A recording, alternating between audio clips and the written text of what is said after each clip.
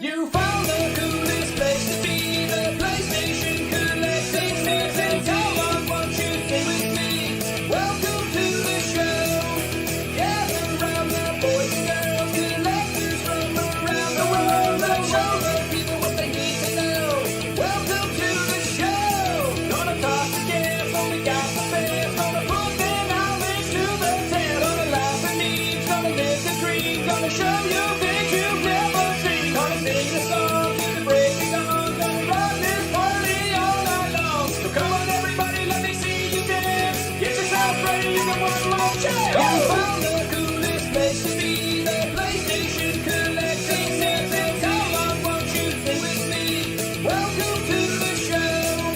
Gather round the boys and girls, collectors from around the world. Let's show the people what they need to know. Welcome to the show. Welcome to the show. Welcome to the show. Welcome to the show.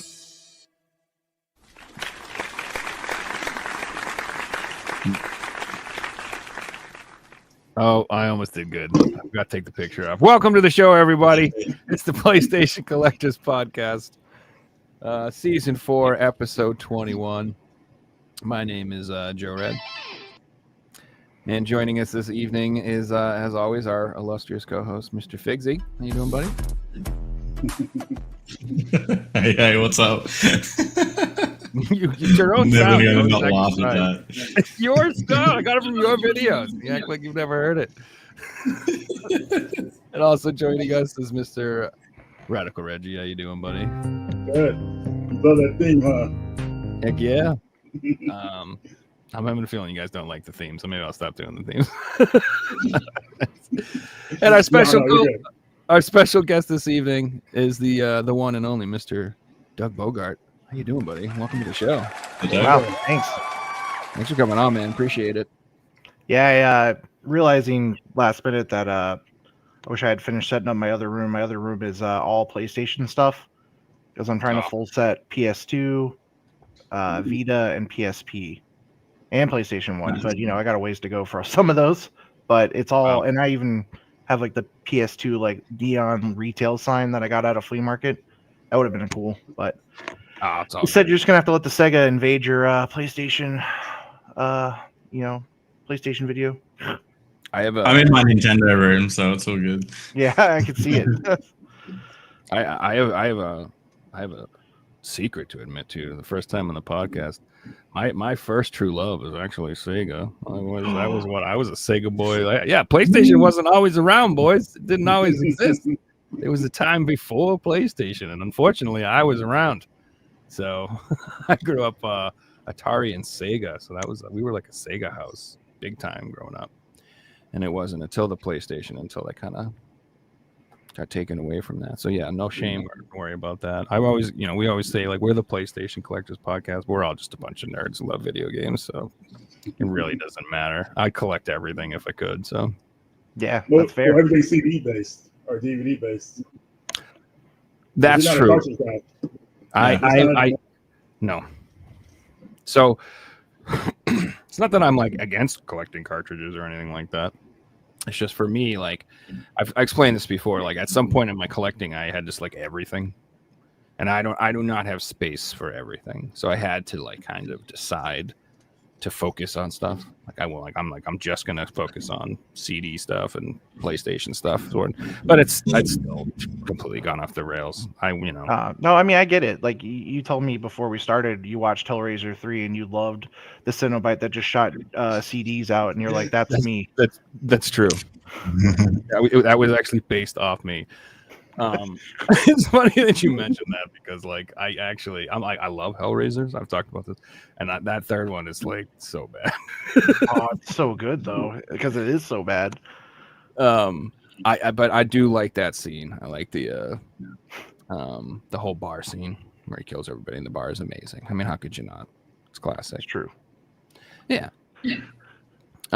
So where to begin? So first off, I just want to say happy PS5 Pro Day to everybody. Yeah, came out today. PlayStation 5 Pro did come out today. We're probably like the worst PlayStation podcast ever because I don't think anyone here bought it, right? I didn't get one. Did you get one? Reggie? I I mean, it's a rip off in my head if you already own a PS5. Like, what's the point? Yeah. I mean, Yeah. nothing's really utilizing the system's power like the way I want it to yet. So I don't know, man. It's just not worth it to me. I upgraded my TV 6 months ago. That was my upgrade. So I pity bought it because I was one of those people in line for the PlayStation 1 version of the PS5 Pro, and then when I didn't get it, I was like, well, I'm already here, so I might as well buy something. So then I just clicked it, and then I forgot. And then when it came today, I was like, crap, I meant to cancel that. Like I really didn't. And then I don't have the disc drive. I got to go hunt that down tomorrow, so that'll be fun. And I forgot. Like when I opened it, I was like, oh yeah, I forgot they made this horrible decision. So, but yeah, I agree. Like if I hadn't been on that website, if they hadn't tried to trick me into buying one, which they did succeed, I was never going to get it once, because the things they did to show it off, I'm like, I don't really see, like, it's so marginal from what I can tell, like the upgrades that they're showing. And then like, they didn't have a game like Exactly. that said like, this is why you need it. Like there was nothing like really pushing me to get it. So it's more, I got it and forgot. Like, Yep. it was like, I mean, the game was Final Fantasy VII Rebirth, and most people who like that have already played it, and it's an RPG, so you don't have to play it when I once. looked at the picture, it's like, oh, the eyes slightly more, like, I don't know, it just didn't seem that big of a jump. And then I will say the other thing though that bothered me about getting it, since I actually got one, and I can say this on the thing, I don't know how many of you also had a Xbox One or Series X. God, I get the names tripped up. The newest one. Does anybody have the latest Xbox on this call? No. I had the last one, not the new one. Yeah. Okay, so I will say I noticed this on when PS5 came out versus Xbox, and I had the same problem again with the Pro, and I was disappointed. The Pro opening the box experience sucks. It's like the thinnest like outer box, and then it's in a very nondescript white box when you open it. It's just kind of like bleh. It looks so bad. And then the Xbox, like, I'm not really a big Xbox guy, but I bought it because at the time that was the only way I could play Phantasy Star online too. So I was like, I need this just for this, really. And the box opening experience was amazing. Like, the presentation, it's just like, I don't know, it's very disappointed again to see Sony didn't even try. And it almost sounds cliche, but it's like when you get an iPhone, you have an experience when you open the box, and that's a design thing that they implemented. They want every thing to be special. Like I seen a post on Twitter this week, and it was someone comparing a box opening of the $500 Xbox to the almost $1,000 PS5, and it's like this beautiful box and this flimsy thing that looks like you got it off some eBay seller, Yeah, the only PlayStation thing that I thought was cool, like in recent memory, was the PS4 Pro. That was the what was it, the 1 million version, the translucent one. Oh, wow. Like that box was cool because it was also translucent, but like even then it was like the same material. It was kind of phoned in. The Fatboy PS3 boxes are pretty cool. Yeah, With the handles and everything. I like feel those. I feel like my big last wow factor with Sony that I still to this day say was like one of my favorite moments, like, is the PSP. Like, I don't know, like the box was like, it was premium, it was big. When you open it up, like the PSP was heavy. It just felt like you had like a Rolex of a handheld. Like to this day, I still think like, I love the Vita, but the PSP, like nothing's changed. Like that's the wow factor for me. Like that was an MP3 player. It was a movie player. Yeah. That was the first time I felt like it was the coolest thing in the world. The advertisement for the PSP was like great, dude. Like it was so, like commercials for it were hip. Like it had like a bunch of people in it. It was just like, it was that song called "Taking Me Out." You guys remember? I forgot who the artist was, but it was just like amazing. So up until that point, I'd always looked at handheld gaming as sort of like a downgrade from console gaming. Always, it was always like a generation behind, or a dumbed down version, or a simpler version of what you could get on a console. And like the PSP, even though it wasn't quite as crazy as a PS3 or something like that, it held up with like PS2. And it was like one of the first times like I felt like I was playing console quality games portably. Do you know what I mean? Like it really, I'm playing Grand Theft Auto portably. I'm playing Need for Speed portably. It wasn't like this version, like the portable version, the Game Boy version, the DS version. I don't know. It just didn't. I just remember like the fact that you could play the PlayStation 1 classics on it was like, oh my god, this is the best thing ever. I can replay all my favorite PS1 games on the go. Watching movies on it too, which was nice at the time. Yeah. The UMD movies were awesome. Yeah, Yeah, even Just being able to like go on a plane and watch a movie back in 2007, you know. Dude, I had I was working like a security job back then, and I would do overnights, like staring at a parking lot, making sure nothing walked off, type of thing. And oh man, that PSP was godlike. It was so amazing for movies and games and stuff like that. Like, oh man, I loved it. I used it so much back then. do you remember what your first UMD movie was? Because I remember mine. I think it was Bad Boys. Oh wow, mine was the David Bowie classic, The Labyrinth. That's a fantastic film. Yeah, I was like, man, David Bowie's still packing on the PSP screen. Jesus. Yeah, that movie's classic. I think they're remaking it. I'm pretty sure. Yeah, probably. I saw a poster for it, but it could be fake. And No, it is. They are re-releasing it in theaters. Maybe that's what you saw. Could be. Because when I went to see Venom, I saw the poster. They're re-showing that and a couple other ones. Oh, that's cool. I would love to see it in the theater again, but I don't know. I'm the internet is AI has gotten so crazy now. Like I don't know. Like anytime I see anything on the internet, I'm like, I saw this. I don't know if it's real. I don't know if someone's lying to me. I don't know if it's a joke. I'm an idiot, but this is what I saw. So, No, I feel you. Yeah, but I don't know that movie. So if they remake it, like I don't know, when you remake movies from those time periods, like how are you gonna remake the musical now? You're gonna do Magic Jump again? You're gonna do that again for real? Are you gonna redo that? Like I don't know. Because if you do it again, it's gonna be cringy, and if you don't do it, people will be mad. So there's no winning. Like how are you gonna do it? I mean, I feel like most of the effects are practical. Just leave it alone. Well, that's what I miss the most about those movies and the old Jim Henson movies is the practical effects. Like I've always said that I would prefer watching something like with puppets and smoke machines and stuff like that than CGI like all day long. Like because even if it looks, obviously fakeish as a puppet or whatever, like I don't know but when I see CGI, like your mind knows it's fake. Like it takes you out. Like it just looks like I just watched Aquaman for the first time. You ever see this movie? With I still haven't seen it somehow. Okay, so it's just so much CGI all the time that it's like constantly reminding you that this is fake as fuck. Like I don't know how it's just so unrealistic and unreal, and like a lot of it looks like a computer game, and I don't know. It just doesn't do it for me. Like I prefer puppets. No, I get. My favorite horror movie is The Thing, That's and amazing. like you look at the prequel movie they made, and the studio forced them to put CG over. Now we know there were practical effects, and it looks awful compared to the original, like the first one.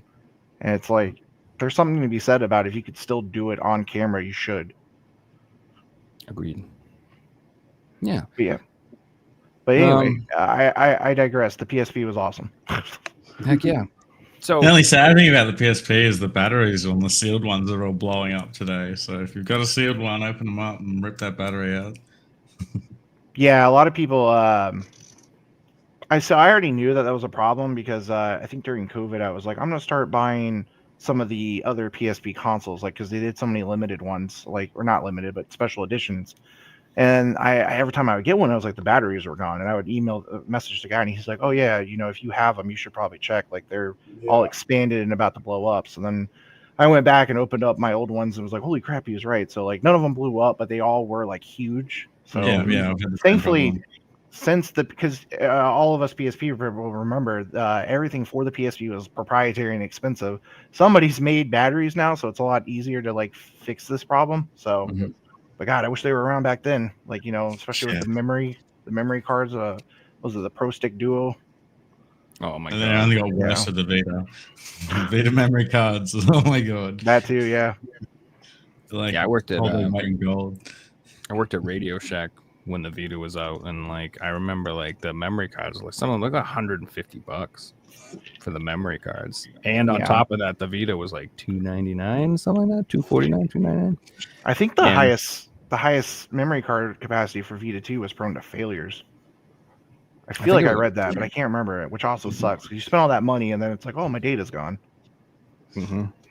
Yeah, And I that's just wild. remember you could get into like a 3DS for like $250, and like the memory card was like if you wanted it, you didn't really need it for digital unless you play a lot of digital games. So I don't know, it was just a lot cheaper to get into the 3DS. So yeah, I think that's obviously what killed the Vita.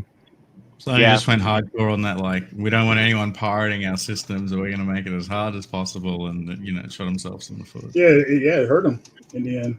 You know? Well, the other problem, and I heard this from people, because I you know, being working in the game industry, you talk to like people that worked at Sony during the Vita, and like they tell you, like they personally, the company believes that the biggest reason the Vita failed was the fact that they didn't grab Monster Hunter for Japan. They didn't want to pay to keep it exclusive, so they let Nintendo get it. And that's, you know, every time a Monster Hunter comes out, it's kind of like the Dragon Quest thing in Japan where, you know, people took off work and like that's all they would play. So like when they lost Monster Hunter, they kind of sealed their fate with that. And then as Americans, we all know how, like, you know, they just didn't even care about it here. So Yeah, but there was this great company that came along eventually. we tried our best with what we had. Called Limited Run Games, who brought the Vita back to life and showed it Gave it proper a second respect and life. gave it like literally an extra breath of life for several years. So I know lots of people appreciate that. Yeah, if we didn't, I appreciate that. Yeah, if we didn't know that they were gonna tell us we had a maximum amount of cartridges left, we would have made even more. Like, God, if they had just told us, or if we had only, like in hindsight, known, because we had to cancel so many games at that time. Once they were like, by the way, you only have, you know, so many, like maybe 10,000 of these left. Good luck. And we were like, fuck. So like, oh, sorry, can I curse on this? I don't want to like. Yeah. Okay. Oh yeah, I told you I was from around Boston, right? It's mandatory. Hey, you've been really good about keeping it light. But yeah, the Vita was fun, man. I wish we could have done so much more for it. And like, I hate still, like, you know, now that I'm like public and stuff, I hate that one of our last collector's editions was Super Meat Boy, and it was such a bad collector's edition. But that idea, man, when we came up with it, it looked so good up here, and then like when we went to execute it, it was like, crap, what happened? It's like, you know, when you're like, I could paint, and then you find out you suck at painting. It's kind of like that with coming up with that collector's edition. Because for anybody that like did buy it, we did Super Meat Boy, we're like, let's make it like old classic meat packaging. And then when we went to go buy the trays, we found out that at this point in grocery stores, they phased out styrofoam and it was all plastic. So we had to go buy the styrofoam from somebody, and it was expensive because no one uses it anymore for meat trays. And then the one thing I'm like, I don't know why we didn't just do this. Like to cover it, we should have done like fake meat, like even just a cardboard thing over it. And we didn't, so we just put everything in there. We put real meat. Yeah, that would have been better. It's mystery meat. You don't know. It's the cheapest meat we could find. And then we put the items in there, and we put the crap. We still use the crappy seal that the meat places would use, and it just tore on everybody. I don't know. It was awful. I just really wish. Yeah, I just saw someone in the comments. Like everybody that got it in transit, it was broken. I think even some of the promo ones I have, like when I opened the box recently to like put my Vita stuff out, like it tore through stuff. Like, I don't know. It's one of my greatest mistakes. It's one of the few collector's editions where the standard version of the game sells for the same price as the collector's edition. Yeah, I mean which is wild to think about, you know. So is this for forever or for the original Meat Boy? This was the original, yeah. Oh, that's too bad too. I freaking love that game. Like, absolutely fantastic game. I'm quite obsessed with Binding of Isaac as well. Oh, and nice. I'm pretty sure I'm pretty sure Edmund worked on. They used to be close. Not anymore, but yeah, I don't know the full scope of that drama, and like, you know, it's one of those like subjects when you do ask, you're like, should I ask? And then it's just better not to even bring it up. But yeah, I love that game. Is oh man. So if you're unfamiliar with it, it's like a super hard platformer. Like, just absolutely, like, you have to be pixel perfect, thousands of saws trying to kill you. Like, just it's you know. And I used to remember I used to play that, and my girlfriend would just sit there watching me play, and she'd just be laughing and laughing and laughing and laughing. It's driving you. She's like, it's funny. I'm like, I'm going crazy. And you were probably going one more time, and then it was like 10 more. Yep. Yeah. I like those games, but and then I'm pretty sure that was one of those. It's kind of like Celeste, where it has like Very much. Band-Aids, I think, where it has like special things you can do too. So not only can you beat it, like there's like if you want to beat it and get the insanely hard items too. Yeah. But I'm that type of gamer. That's the types of games I like. I'm like, some people do not like repetitive, like let's do the same thing over and over again and see if we can get it perfect. That's not a lot of people, but I'm obsessed with that stuff. I love that. Like that's right up my alley. So games that have like a trial or something, and there's like a bronze, silver, gold. You're like, I got to get gold every time, or I'm not quitting. Correct. Okay. Absolutely. Yes. Like I play Overcooked with my girlfriend, and she cries because I'm like, we're getting 4 stars. All of them. She's like, please, can we just get 3? I just started replaying 2 and 1 with my girlfriend, and we had a couple levels too where like we didn't get even the bronze, and I was like, she's like, we can do it, we can get the gold, and like as soon as we got the bronze, I'm like, oh, okay, we're good. I'm done. Let's just move on and let's get to the next level. We gotta start off with the ambitions, like Joe. I'm gonna get everything, and then you get stuck on one, and it's been like 10 hours, and you're like, I'll just finish it, go back, and then it's like, no, I'll leave that bronze on. You run out to like Gran Turismo or Crash Bandicoot or so many games like that. I'm like that with trophies. If I'm playing like a game that I'm like, I'm gonna try to get every trophy I can. For some reason, I didn't like think about one, and then it's like a long game, and it's like the only way to get it is to replay it. I'm like, you know what? We tried. It's okay. And I just delete that. It's gone. I'm like, or I will delude myself, and I'll leave it on the PlayStation for a while, and I'm like, I'm gonna go back to it. And then one day I'm like, I'm out of space, and then I have to get rid of it. Feels I got so many games that are like 90% because I did grind all those other trophies, but I missed that one story one. I'm like, no, it's gone. I love it. So that's one thing I don't luckily obsess over is trophies for some reason. Like I played WoW for a long time, and they added achievements into the game, and I was like, oh, this is great. This is fun. I'll get all of the achievements. That sounds fun. And then it got to the point where there were so many. I was like, okay, I'm not having fun anymore. I resolved at that point to be like, nah, I'm not letting game company do this to me. That they're like, this is what you need to do. You need to get 50,000 of these things. And I'm like, why? Just cause we'll give you a fucking trophy. And I'm like, no, I'm not doing that. It ain't fun. You're just messing with me. Final Fantasy 14 did that too, and I was like, yeah, I love this game. Not enough to redo some of this. Like, they probably saw WoW do it and were like, let's do it too. And I was like, why? Like, I was fine not having this like thing that I didn't finish. Yeah, it's for a lot of people, man. I know a lot of people that take that real serious, and they take their gamer scores real serious. And like, I remember You guys have my Xbox high trophy friends. score. Sorry, go ahead. You guys have a high trophy score. I do, but that's only because I've played like 500 games on my PlayStation. Right. Same. I think mine's like in the 400 for the PlayStation, but Xbox I never really messed with the achievements that much. So I was achievement hunting was serious back in the day, like to the point where Microsoft actually gave away Xbox Ones to the people with the highest gamer score at the end of the 360 era. Yeah, and they gave away drained though. Yeah, they gave away exclusive trophies to people. Like, if you bought a certain console, you got it, which was messed up. I was definitely all about getting the Xbox trophies for a while, and then because I used to compete with my old co-founder at Limited Run, which it got ridiculous. We started both playing like games that no one should play just to get the easy trophies. That's what I was going to bring up. Yeah. Yeah. And so modern trophy hunters, they buy, tens of thousands of 99-cent games that you wouldn't want to play in a million years just to grind trophies. And then they unlock it on the Vita and then the PS5 version, and it's just like, what's the point? Yeah, and then once the PS4 and the Xbox One came out, he stayed Xbox, and I was like, oh, thank God, I went PlayStation. So I was like, now I can just get trophies at my like, I don't have to like stress about it. So yeah, I according to the app, I have 16 platinums. So like I don't go that crazy. Like I know the owner of PM Studios, like every game that dude plays, he gets the platinum, and I'm like, how? And he'll tell me it's miserable, and I'm like, all right. Yeah, so that's what I'm not. No, so. But he's like, I have to. He doesn't consider the game finished until he gets all of them, and I'm like, not me, man. And they have to go for that like 100% completion on the website and things like that. Oh.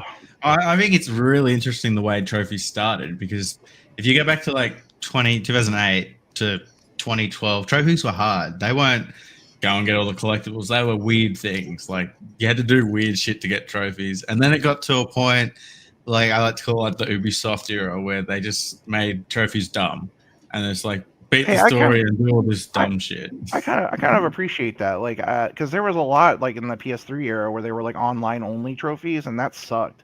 I much prefer trophies that are like, hey, you unlocked the whole map, or you just did something that like anybody could do, like not insane crap. Like I'm almost complete on my Sparking Zero trophy thing. The only thing I have to do now is like online only. Well, it's online matches, which I kind of hate. Yeah.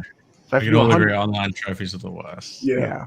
And like one of the guys in the comments said, it does give replay value, which I think is a good idea. Like it does make you something, like if you really enjoyed the game, you'll go back and do it. But if you're like me and it's a game that you already spent 100 hours, maybe I'm not going to go back and do it again. So I think if you I had, think if you some look, games do it really well. Like I platinum every Souls game, and the way Souls games do their trophies is finish all the quests, get all the weapons, blah blah blah. But everything makes you explore the whole world. It doesn't make you like redo things. Or technically, yes, but you can do save states to do the endings all at once and things like that. So I always do those platinums. Or other games with just stories, I just want to play the story, and I don't want to have to play through a game 5 times because I missed one quest line at the start and things like that. yeah, I think if you have the attitude that CAG has and you just look at them as an optional thing to enhance your gameplay, then they're fun. But if you're like, the guy from, what do you say, PM Studios or whatever, that's how I am. I have like this super completionist, got to get them all. If I'm going to do one, I'm going to do them all. Like I can't look at them like that. Like, can you go into a game though and immediately say I don't care about the trophies, or is it only, or yes. is it okay? I will look at the trophy list. So first I'll play the game and decide how much I like the game. Like if I'm like, I'm really enjoying this game a lot, and I might go for the trophies. Then I'll check out the list and see if any of them are absurd. And if any of them are absolutely absurd, I just write it off right away. But if they're all like sound reasonable, I'm cool. But then sometimes they have like the secret trophies, the hidden ones. You don't even know what they are. And then you'll get them all and you'll look up the last one and be like, oh, what the hell? I'm not doing that. So I don't know. But I don't get mad if I don't know. I've learned to not care. Now it's like one of the hardest things to do. It's like gaming has a lot of like psychological things to it. And like how you're saying, like you were competing with your co-founder and stuff like that.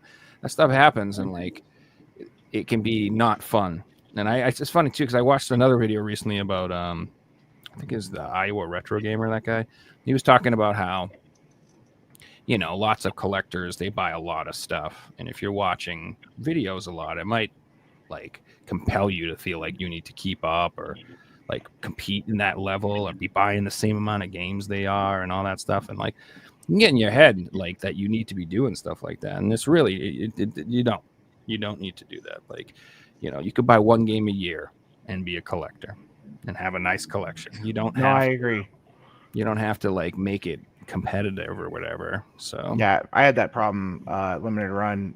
Josh constantly, like, that's all he does is buy and collect things, and he would kill the market if I wanted to collect things too, and it got frustrating. And then he would constantly like tell me what he got and brag about it, and then also like send me text messages of like, hey, this game's on sale, you need this for your collection, don't you? And then like it just got to the point where like I was like, it's not fun, it felt like a chore.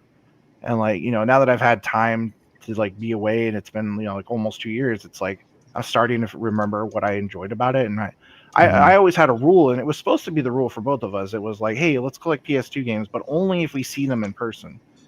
But then immediately he would get frustrated and go online and start cheating and just buy everything. And then I was like, I'm going to stick to only in person because it's fun to find them in the wild. So yeah, I like that. And that's the whole reason you get into it, because it's the thrill of the chase, right? Saturday morning and you're like, I'm going to go find games today, and you find a couple. It's not like you got on eBay and you got a couple in the mail. That's not as rewarding. John Riggs, what up? Well, Doug, what is your favorite system to collect for? I mean, right now my passion. So I finished the North American Dreamcast. I was going to do Japan and Europe, but I don't know. Like, I'll just do those like when I visit Japan, and then Europe, it's like I'll just do it whenever. I don't really like. I hate their cases. They always break. They have the weird blue hinge. Yeah. I know they hate ours probably, but it's like whatever. I love collecting PSP. I don't know what it is about. Like I said, that console, like that was another thing was like that was my first job like in high school that I got to use my money to buy something, Mm. and like the PSP was it. So that console, like, and that was when I was going through like anxiety and stuff. So like it was a really good period for me, like fondly remember, because I had like the MP3 player and I could listen to music and chill out, and like it just I could go anywhere like I wanted with it. So I love collecting that stuff. And I got most of the harder to find stuff. But ironically, now the harder to find stuff is dumb stuff that I'm like, why am I having a hard time finding this game that no one should want? And then I also like I don't, but so I will go online sometimes to find stuff for that. But I'm still trying to do only in person. But the fun thing I like to do in person is like the movies, like because you'll be if you go to a retro store or even like a random bookstore, they'll have UMD movies for some reason. They'll be like trying to just get rid of them, and it's like I'll buy them. I don't care. So that's probably my favorite. And I still collect PS2. I think I have almost 50% of the collection for that, which took up a lot of Billy bookshelves from IKEA. Nice. Yeah. I Nice, got a few. nice. Especially PS2 because they're G1 size, so they're even bigger. And you fit in like 512, not 630 to a shelf. Well, I was doing PS1, and my God, dude, if you have to move and put all those jewel cases in a box, like, it's miserable. Mm-hmm. Oh, yeah. And then Lots of re-alphabetizing those, because that's an OCD thing of mine. Like, I need my collections alphabetized. And it's like, oh, when you have the whole shelf lined up, and then you get that other one that's like higher up in the, like, you know, it's like letter A. You're like, I got to shift the whole damn thing. And then like, so now I've actually started leaving spaces because I know I'm not done. I'll like, because I have one of those apps that helps you collect, because that's another crazy story is I bought Haunting Ground twice by accident. I think I got one through a trade, forgot I had it, and then I think I purchased the other one, and I was so mad when I went to put it on the shelf and it was there. And I was like, you gotta be kidding me. Like, of all the things, like, what's wrong with me? That's an expensive game. So I got an app to like make sure I don't make those mistakes again. I had to do the same thing for comics because that started happening. What app do you At use? least in Haunting Grounds, it's a desirable game as well. It's not just like a rare game that no one's heard of. Something you can easily trade off. I use Retro Game Collector. Retro Game Collector. Okay. Yeah, because I like the UI. You have to buy the data for like the collections, but it's like really cheap just to buy the whole list, and then it's there. And the cool thing was, I don't know if he'll do this for everyone. I probably shouldn't say this out loud, but when I went from Android to iPhone, instead of having to rebuy it, he just like sent me a code because he's like, you supported me, so here you go. And I was like, awesome. So Right on. Yeah, that's the guy. And they're really good about updating it. You know, more the modern stuff, it takes a little bit longer, but it has like all the old stuff. So one thing you said I find really interesting is like how you said like you guys agreed that we were only going to do it in person, like, and like that makes it sounds like it's fun, and like something that I think about what kind of reminds me of that is me and my friends used to play Borderlands, and the whole point of that game is collecting the gear as a group, killing stuff, and getting stuff. That's the fun, is when you find it, when it pops up, and you kill something, you're like, hooray, look what I got. But like that game was like riddled with cheaters and dupers. And basically like all my friends just went and duped all the best legendary gear in the game. And then like I log in one day and they're all just like, here, you want all the best gear in the game? And I'm like, no. And they're like, why? I'm like, because then we have nothing to do. Then the game's over. It's not funny. We're not going to play anymore. Because as soon as you have all the best gear in the game, what are we doing? We're just going to walk around melting all the bosses' faces to get worse crap? That's going to be fun for about 10 seconds, dude. That was a thing in Fantasy Star Online, like the because for the first one in version 2 you could use Game Shark, and like people immediately were cheating and getting all the best rares, and there was already this subset of players they would call themselves legit. They're like, so like you'd be like, hey, you want to join my team? And they're like, are you legit or not? And you're like, what the fuck does that mean? And then it turned out it meant like, did you cheat to get any weapons, or did you trade to get weapons you shouldn't have? And if you did, they were like, I don't play with you. It's like being straight edge in the game almost. So like I get it. Like it does like at first you're like, this is awesome, I'm just breezing through all the bosses, but then you're like, the challenge is gone, and you drop the game quicker. Yep. Another example I'll give is do you remember when Diablo 3 came out? They had the real money auction house. Yeah. So that game had lots of problems. So I could talk about that for a long time. But I remember I was grinding gear, barely surviving in Infernal mode back then, because it was like one class that could actually play the game at the end game. It was just so bad. But anyway, my friend was a demon hunter, and he went out and he bought like a $250 bow off of the the auction house, and it was amazing. Like stats were unbelievable, but he like stopped playing the game like a week later because he's like, I don't know, everything else, all the gear is bad. I'm like, yeah, so you paid $250 to no longer have fun and not play the game anymore. Like that's what you did. You ruined your own fun. You ruined your own experience. So like sometimes it's not about the end result. It's about the journey, and that's what I feel like you were trying to get at with like it's more fun if we do it in person because anybody can just go on eBay and buy stuff. Now, there is a counter argument to that, and I think Figsy's used that before. Is like you can like hunt on eBay. Well, yeah. You can like follow 20 things and be patient and put bids in for 6 months. I'm watching 9 auctions right now that all end. There's one seller with like low feedback just listed his whole collection starting at 99 cents, and I'm like, I'm getting some bargains here, guys. Yeah, I can't have said too much. You can make it like its own fun, but like all I'm saying is like I feel like I understand what you were saying. Like when by doing it that way, that's a better experience. Yeah, it's a thrill, like finding something in person. You know, like I went to the Torque show recently, and I was finding all these games I was looking for. I was like, yes, like this is hard to find and everything. So it was just a big thrill for me to find a lot of stuff. Yeah, and then it gives you more of that old experience too. Like, you know, back in the day, you would go to the store, you'd pick out the game, you'd hold the game, you'd take it home, you'd read the manual, look at the back, look at the art. You know, you'd be like hyped, you'd be pumped before you played this game. You had like that whole experience. And you know, it's not quite the same. Just open it up in the mail, and you're like, oh, cool, I'll put it in the stack.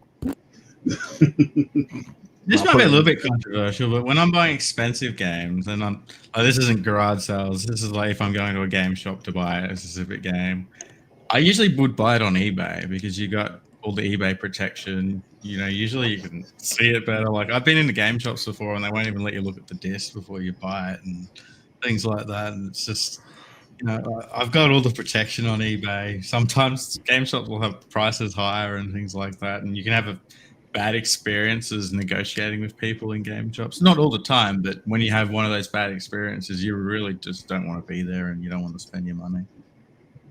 Yeah, no, that's fair. It is weird when you go to a game shop and they don't want you to look at it. It's like you're a physical like location. Shouldn't I be allowed to hold it for a second? Yeah, or it can be a case of like you know, old NES game and they won't want to open it up or things like that. It's where on eBay they've got all the photos there for you to look at, you know, proving that it's real. Where, you know, you buy it, it's sorry. Goodbye. You gave me the money already. So what have you been doing lately, Doug? I know you started a new company. I remember people, if you're not familiar in the audience, Doug helped find limited run games, but he's started a new company called Rocket Games. Let's talk about that a little bit. Yeah. So Rocket Games was an idea that Michael Devine had. He's a guy I worked with before. He used to work at Ziggurat. He worked at Tomo. He was like he worked at 3DO. He was like the distributor for it. He has a really long history in gaming. We got along really well when we had to work together when I was at Limited Run, and he heard, you know, like, hey, you're no longer there. I'm thinking about starting up a new publishing company because I've always worked for somebody else. I want to work for myself. And he's like, you know, it's going to be like a normal publisher. Like, do you want to join the team? And I said, sure. I was like, well, what kind of stuff would you like me to do? And he was like, well, I'd like you to, like, you know, help pick games out for digital and physical releases. And the one thing I made clear very early on is that I don't want to just be another Limited Run. I was like, I've already done this game. I don't like the FOMO thing. Like, it doesn't really, it's not what sells anymore. I don't want to do this. Like, if we do it, I want to say like, hey, yeah, our games will be up for a limited pre-order period. And like, if there is a collector's edition, that part will actually be limited because, you know, for production reasons, you can't just have that up. But for the standards, like I want to support places like VGP. I want to like get it into retail while retail still exists. I want to take full advantage of like doing that. And I want to do it smart. Like, you know, I had this problem when I was at Limited Run. Like Best Buy would say like, hey, we want 10,000 copies of this game. Then you send them the 10,000. They're like, hey, it turns out we maybe only needed like maybe 1,000 of these. And we kind of like, we need you to send us money to discount these, or, you know, then you lose money. And I don't ever want to do that again. So I just want to like play it smart. You know, like if there is a reprint or a reprice, it's because it's actually demanded. It's not just out there to end up in a clearance bin. So that was the whole thing there. And then like, yeah, we just did Croc recently. That's done extremely really well. And we're excited and things are going great. Yeah, that is really cool. Yeah, I was excited about that announcement too because Croc is like one of my like OG favorite PS1 games when I was a kid, for sure. Yeah. So my PS1 collections, I think, is actually quite humble. It's only like 200 games, which I think is small. It's funny, like when you talk to other collectors and regular people are like, "That's a lot." I'm like, "That's nothing." There's like 400 fucking racing games alone on the PS1. Okay, like 200 games is a small, humble collection. But yeah, Croc and Croc 2 are in there for sure because for me they were like kind of like the the Mario 64 alternative. Like if you didn't have an N64 and you wanted to play like a cool, fun like 3D platform, I feel like Croc was the first one. And obviously there were more, but that was the yeah. And then I related to Banjo Kazooie. That was my Croc and Banjo Kazooie was a for that. Yeah, I mean, Croc, it still plays great. It plays like the old one. The camera is easier though.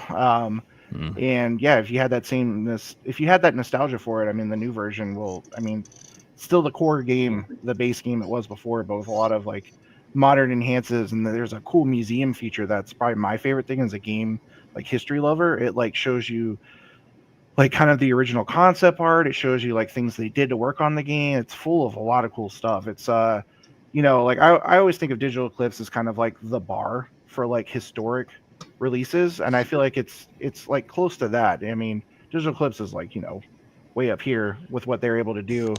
I'm not familiar with them. I'm sorry. Who are they did the Atari 50th collection. Oh, recently. okay. And that's like a great history piece of like Atari's legacy, and they've done that with other games too. And this is the Croc has a similar feature with the museum. That's very cool. Oh, that'd be cool. Nice. I never played Croc. Maybe I gotta try it out. No, really? Yeah. I skipped past it for some reason. I don't know what I was playing at the time when it came out, but yeah, I skipped over it. It's really good. I mean, I don't know if it's true, but I've heard it was supposed to be like a Yoshi game that got passed on or something. Yeah, something like that with Nintendo. I don't know if it's accurate or not. But yeah, like maybe it was pitched towards Nintendo. They didn't take it, so Sony picked it up or something like that. But yeah, it's really fun. Great, colorful game. Cute. Just enjoyable. I don't know. So Argonauts, the ones that helped develop Star Fox, created it. Yep, Argonaut. Yep, and one of the main guys, Gary's back, and so is Mike Arkin. They're both, industry legends. They've done a lot, so it's great that they're back doing this again. Right on. That's really cool. Now, obviously, I'm jumping the gun a little bit, but is there any talks about the sequel coming out ever? Are they thinking about doing the other one too, or just kind of seeing how it goes with this one first? Or?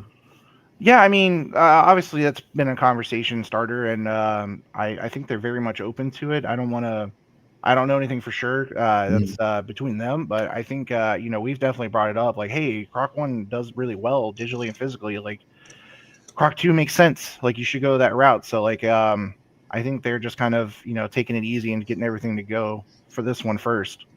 Yeah, which makes sense.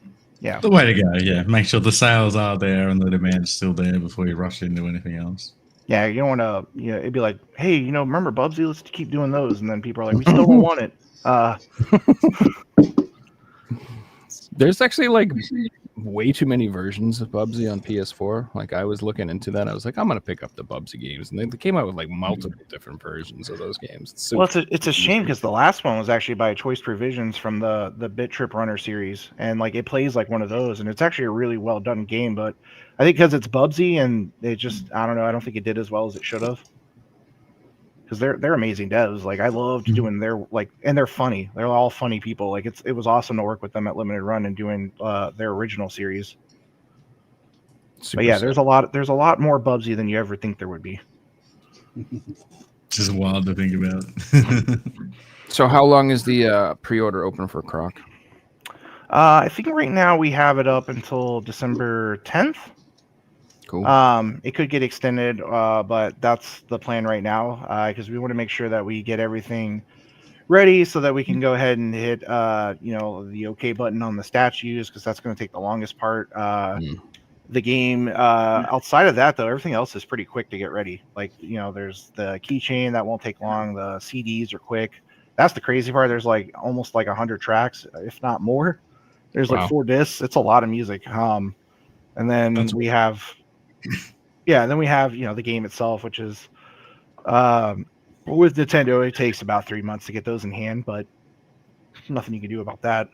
But yeah, I love what you originally said when you're talking about the idea behind this company. Like, let's say Croc sells out and becomes an expensive game. You guys will reprint it and get it in the hands of people who want it, and it won't just be this collector's item. It's it's a game, and it's here for people to play, and that's what games should be. No, I agree. I think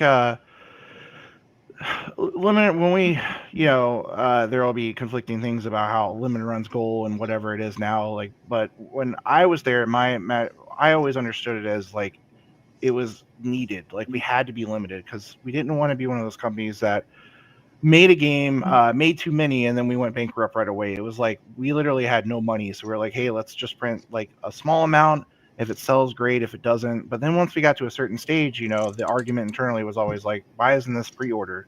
And like, why aren't we doing more distribution? And then like, that was my goal. That's like why it got to Best Buys and stuff, that was me pitching it to stores, because I got tired of people getting angry, and I wanted to I didn't want anyone to think we were like gatekeeping the games. And I do care about like preservation and history. And I wanted I was one of the big people that pushed for Celeste to be delayed so it could actually be complete. Since then there was another update out of nowhere, but you can't. I wanted to do my best to make sure that these games are playable, because it's like everybody on this podcast, like all our old PlayStation games, you can play them. Like nowadays, like games just ship broken, and I don't ever want to do that if I can help it. Yeah, that happened. The people buying these games, they're all collectors. They all want the most complete version of the game on cart in their collection, even if they leave it sealed. That's what they want. They don't want, there's a DLC coming out later. It's not all in the cart. It's like, well, I don't want to buy it then. I want the complete version on the cart, on the disc, all there. They're from day one. Yeah, that happened recently with a game I bought. This game called Blazing Strike. It's like this indie fighting game, and it just wasn't ready, and they put it out anyways. And the game just, to me, it felt like it was broken in certain areas where like just simple stuff like arcade mode. You fight the same characters in a row over and over again. There's no randomness. It was all kind of weird stuff. So I was like, dude, what the heck? So now they're patching it up, and like you were saying, that if you can, but when the game gets to a disc like format, make sure you get everything on there, like to the best of his ability, like everything on the disc. Yeah, and I mean it's a double-edged sword, because like I know one of the games people love to crap on for having 8 million versions is Dead Cells. It's like, oh, how many times you guys really are like 6? Yeah, how many times are you gonna keep printing this? But it's popular and it keeps getting more content, and the devs aren't gonna say no. And if you're the publisher and you're like, okay, here it is, we're done, and then the devs like, hey, by the way, you're like, son of a, and like you want to keep making sure it sells. I mean, I get it. Like, I think it's a balance. I think like publishers just need to be better about saying, hey, developer, what are your dreams for this game? Like, if this game made a ton of money, would you make DLC? And if they're like, well, yeah, if it made money, and you're like, okay, I'm just going to assume right now that that's probably what's going to happen, and maybe we should wait. But it's like some people just kind of rush out stuff and then keep re-releasing it, and then you're like, oh, how many versions of this game do I need? Or suddenly there's a patch and it's changed the game, and then yeah. So, sorry, go ahead. Oh, I was gonna say fighting games in particular. Like if it were me, like if I had the rules for fighting games, which that doesn't make sense, but I would say you get your first release and then you get your last release, and that's it. Yep. Like don't do all this middle stuff, because like they do the netcode changes at the end. Like just let that version be the preservation one. So that's where I hope things are going towards. It's that. So I think that initially they should, if they want to do a physical release, whatever, or digital release, whatever. I have no expectation of the game being complete, patched, full of DLC. I just not nowadays. It's just I just don't expect it. Yeah. I would like whatever comes out, if they are going to do a physical release, to at least be functional, though. Yes. I don't really necessarily care if it's got all the DLC, but it is really irritating if you buy a game and you put it in and it doesn't work. It's a broken. An example was that game we played. What was it? Daymare, 1994. Yeah, Oh, exactly. Dude, when I put that game in, well, everybody's heard this before, but just in case they haven't, bought the PS4 version. We both got it on sale, and I put it in the system, and it said it needed to update a patch. I was like, oh, I just want to play the game real fast. Let's just go. And I played that thing, and you got to a part of the game early where the characters are just glowing. And I thought it was just a small glitch, and they glue for the rest of the game. I was like, dude, it looked like Cocoon. If you seen that movie Cocoon back in the day, Yeah. how old school I am. And I was like, I couldn't believe it, dude. Like, wow, how did they put this out like this? But I mean, that's the thing. Like people, so a lot of times now, like this is another problem the industry is having is like nobody wants to invest money in games. So like the thing people are doing now is they're making games cheaper with bugs, and they're basically coming out early access even physically, which shouldn't be the case. But what they're betting on is that they get that revenue from that, and then they can finish it later. And like I hate that. So like when it comes to physically. Do it digitally. I don't.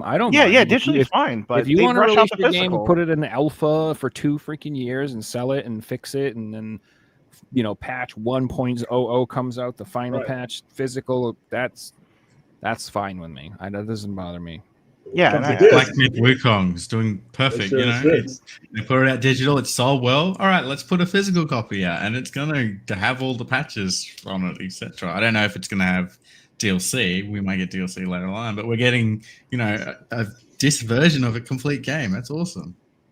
And that was the thing at Limited Run that was great at first is like every game when we started that company, every game we were doing was already digital.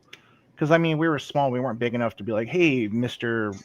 Whoever, are you about to make a really big game? And like, are you? Oh, we'll be physical day in, day one. Like that wasn't the goal originally. The goal originally was like, let's take games that clearly didn't get physical for one way or another and then do it. And then that's the version that got preserved. It's the one everyone's already been playing, not this weird new version that no one heard of or like hadn't even tested yet. And I am grateful that there's companies now like, they were aggravating at Limited Run originally because it's like, oh, I don't need you to nitpick and point out all the mistakes we're making.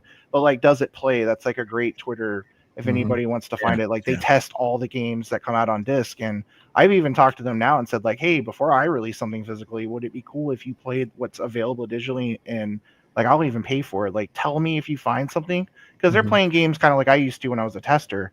I've had to like break myself away from that, like, so I can enjoy games again. But, they're looking for weird things. And like, they find a game breaking bug. Like it's better to find that out before you press it. So I'm grateful that there's people doing game this now. testing. Like game testing isn't a thing like it used to be. People used to be employed to test games before they came out. Now they get released and there's patches. Like it's crazy, Yeah, and I will the say, customer's the tester. There are certain people out there that have this magical like ability to break games too. Like I swear, I had a friend who when we used to play WoW, like when we weren't raiding, he would just try to break WoW, and he would try to like make the devs mad, and he'd be like literally like he would like break into some sort of the map and be in this dungeon you weren't supposed to be in, or an undeveloped area that's you're not supposed to be in, or he'd go underneath the map and figure out ways to hack through the city, and like he would do all this crazy stuff. And like it's funny because like half the time they would be like, oh, thank you for letting us know, and half the time they were like, you're banned. Yeah. 3 weeks, don't ever do that again. And he's like, but I was just trying to show you. And they're like, we don't want to know, stop breaking everything. God. But so like that kind of stuff that's happening in WoW, if that happened to like an offline game, like that's not so bad because it's like he broke the game in a way that's not normal, and it's like maybe it's fun for speedrunners or something like that. Like that's a different kind of bug that I could be okay with. It's like, like Reggie was saying, if all my characters are glowing for some reason, or if I'm walking like Sonic 06 and I fall through the level, like that's a problem. Like I can't play the game the way it was intended. Like, if somebody mission doesn't work and you can't complete it or something. Like honestly, I this was kind of I don't know if this was my PS4 or PS5 finally like screwing up all of a sudden, but I was kind of glad the Pro came in today, even though I like wish at the same time I hadn't wasted the money. But it's like my PlayStation right now, it's like the one I was playing on it. If I kept the game in standby mode for too long and kept playing it, it stopped saving. It would tell me it's saving, but it wasn't. So I was like playing Skyrim, and I did like a whole day's worth of bullshit because like Skyrim's like my reset game if I don't know what to play. I'm like, let me go to something familiar, and like all that stuff died. And then I've been playing Dragon Age, and I just did a whole bunch of quests on that too, and some of them were miserable. And I was like, oh my god, they're gone. So I'm like, I don't know. It's like, and that's probably like a weird bug that nobody would test because you have to leave your game in standby mode for like a week. And it's like, we didn't have this problem before because I'm sure you guys did it too on Super Nintendo. We didn't have saves sometimes, so you left the console on and just turned the TV off. Mhm. Yeah, that Or was when the you original first get a standby. PS1 and you don't get a memory card because your parents. That was don't me. realize That was me on it comes with PS2. So all my friends had PS2s, and I kept having to ask my dad to rent me one because I bought Grand Theft Auto 3 thinking for Christmas I would get a PS2, and it was like, no, too bad, kid. So I kept getting him to rent me one, and for some reason I wasn't smart enough to buy a memory card, so I had to leave the PS2 on like all weekend, and then finally he got sick of renting it and bought one. But that was me. I love it. So many people are the same though. Like how many PS2s died because they were just left on for like 4 days straight? Yeah, I've that's something I don't think younger kids will ever understand how painful it was when you would be playing like an RPG on the Super Nintendo or something. 3 hours deep, you're in the middle of a dungeon. You got like maybe 20 minutes to go, 20 minutes to a save point, and then your mom's like, "All right, we're leaving." And you're like, but I need like 20 minutes. They're like, shut off that stupid game and get in the car right now. You just be like, no. I need to get to my bed to save it. 3 hours. Like, you can't just. And then, like you said, you'd be like, all right. And you just like hide, like cover up the power thing with a sock, turn the TV off. Turn the TV off. And just like, Yeah, that was me. Hope nobody notices I'm leaving this thing on. That was me on Get home, you can hear the fan spinning. That was Alien versus Predator on Super Nintendo because it's a beat 'em up. I got all the way to like the Queen Alien finally at the end, and that took like the whole day. And then my parents were like, "Oh, we got to go to the store, and you're coming with us." So I was like, "Oh my god!" So and then like I covered it, and then like I don't know how, but God hated me that day, and there was like a power outage. So like when I got back, the clock's flashing, and you're just like, "Oh no!" And you run to the console, and you're like, "Like it's off." But yeah, that's heartbreaking. But they did do things for games though, for people that didn't have memory cards, and they had things like you beat a level and a password would pop up, and you put the password in and you start at that level, things like that. And I remember Mega Man; those passwords were long. You'd have all the paper, and you write them down. Yeah, nowadays it's amazing. You could literally just like pass out with a bottle of Jack Daniels in the hand, wake up 3 days later, and be like, "This is right where you were." You're just like, "Oh, thanks, sweet." But my problem now is that like if I take breaks in games and I go back to them, I never remember what the hell I was doing. Like Same. I have to start games over because I'm like I'm like I did that with System Shock, the new System Shock. Oh man, I was like super lost when I was playing it to begin with, and then I took some time off and went back to it, and I wandered around for like 3 hours, and I'm like, I have no idea what. You remember what floor you were on, man? Dude, I was like in the 3rd floor or something. Okay. I was in the basement or something like that, or like I don't remember. It was like the super dark hallway. That's a game where you have to like read all the notes to find out what you have to do, man. It's so like, yeah, that game is easy to forget where you're at. Yeah, and I didn't really realize that until I'd already played it for quite some time. And I started to do that, but then the whole time I'm like, did I miss something? That's why I like some of the more modern games now. Like when you hit like before the game loads or the pause menu, it'll tell you like previously, and you're like, oh, thank God, because like I don't know what's happening. Yep. Mm-hmm. But then you still have to spend an hour trying to remember how to play the game. That's definitely true. So yeah, I mean, it's funny because a lot of people like the quality of life improvements. They're like don't like them, but I'm like, no, I'm a fan. No, I like them. I mean, it makes you appreciate what we went through too. Like some people, like you said, they don't get it. Like they're like, oh, this is the new normal, and I'm like, this is crazy to me. Like the fact that we can do this now because it's so much harder back then. Yeah, the one thing about modern gaming that I don't like as much, which is not a huge deal. It's just like if you're playing on your own profile, you can't have like sometimes multiple game saves. It's just like that's your file. And you need to load another profile to have like a different game, which isn't that big of a deal.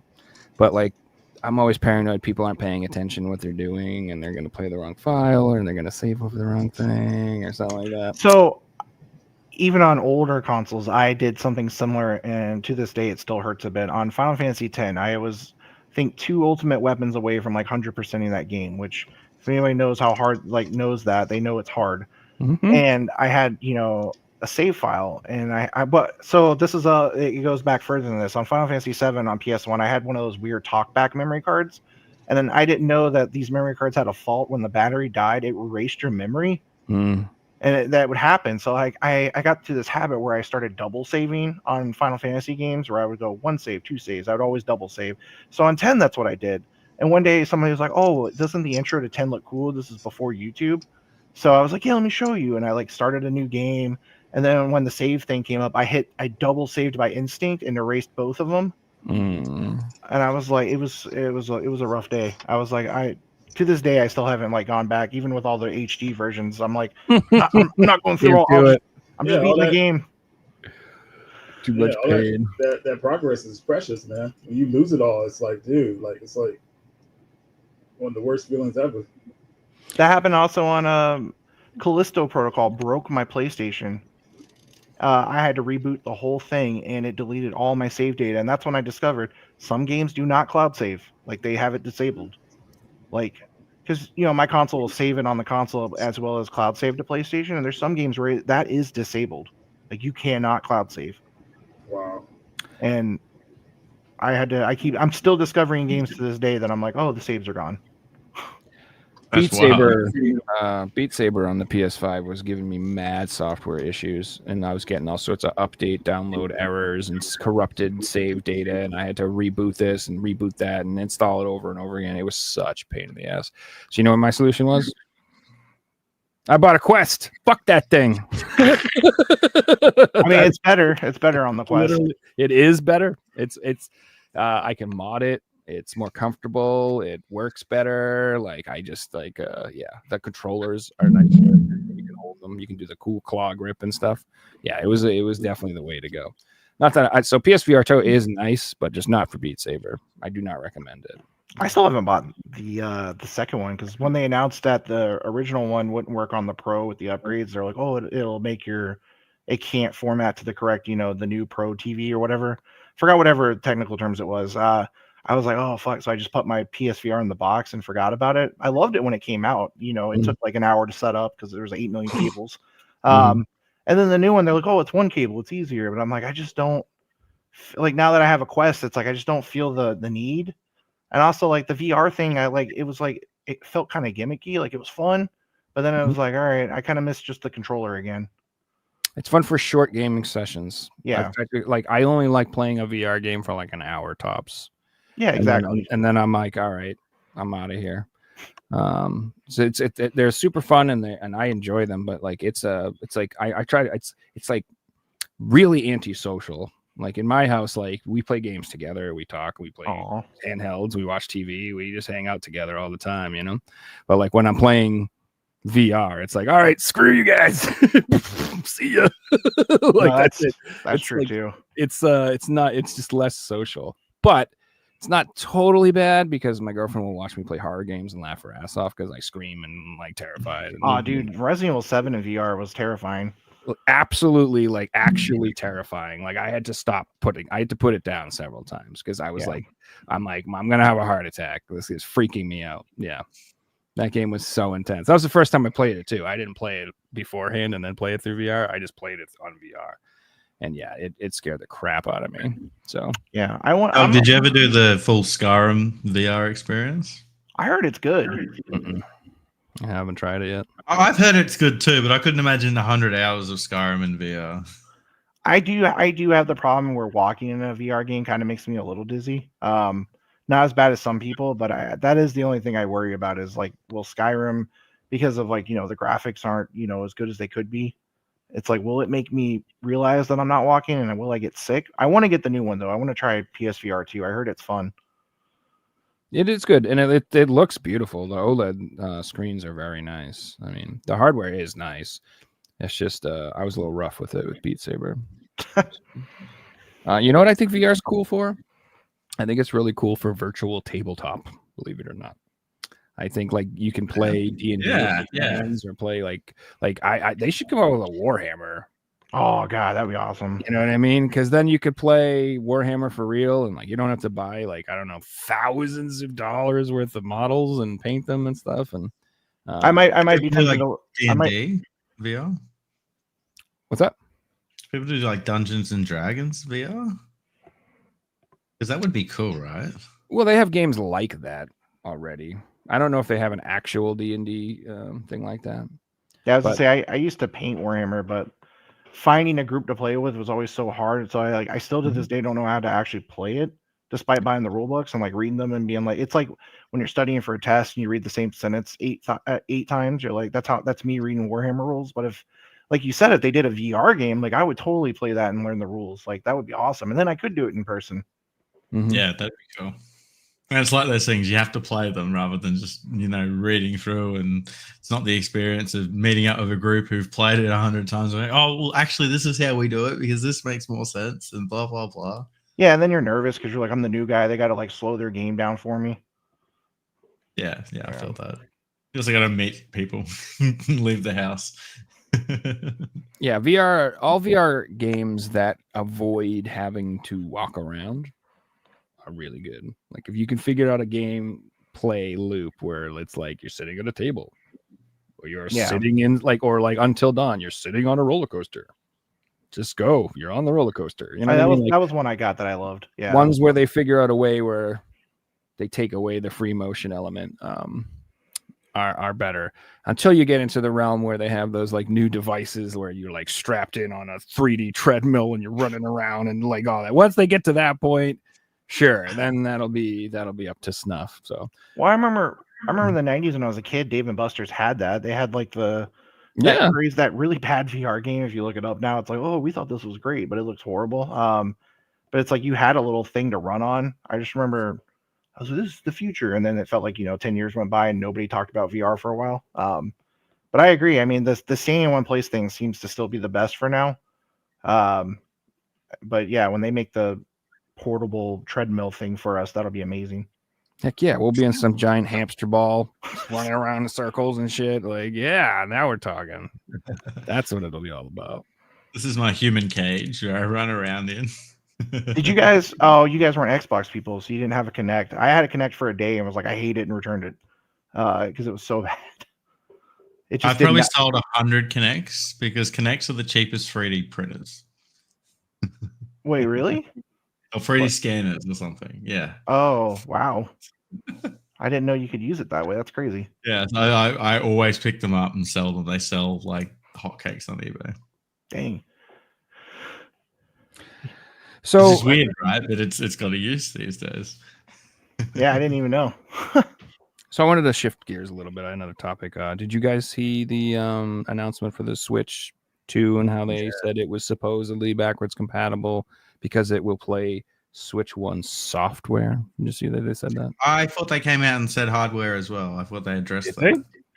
I read something, but like you said, do you believe what you read on the internet these days?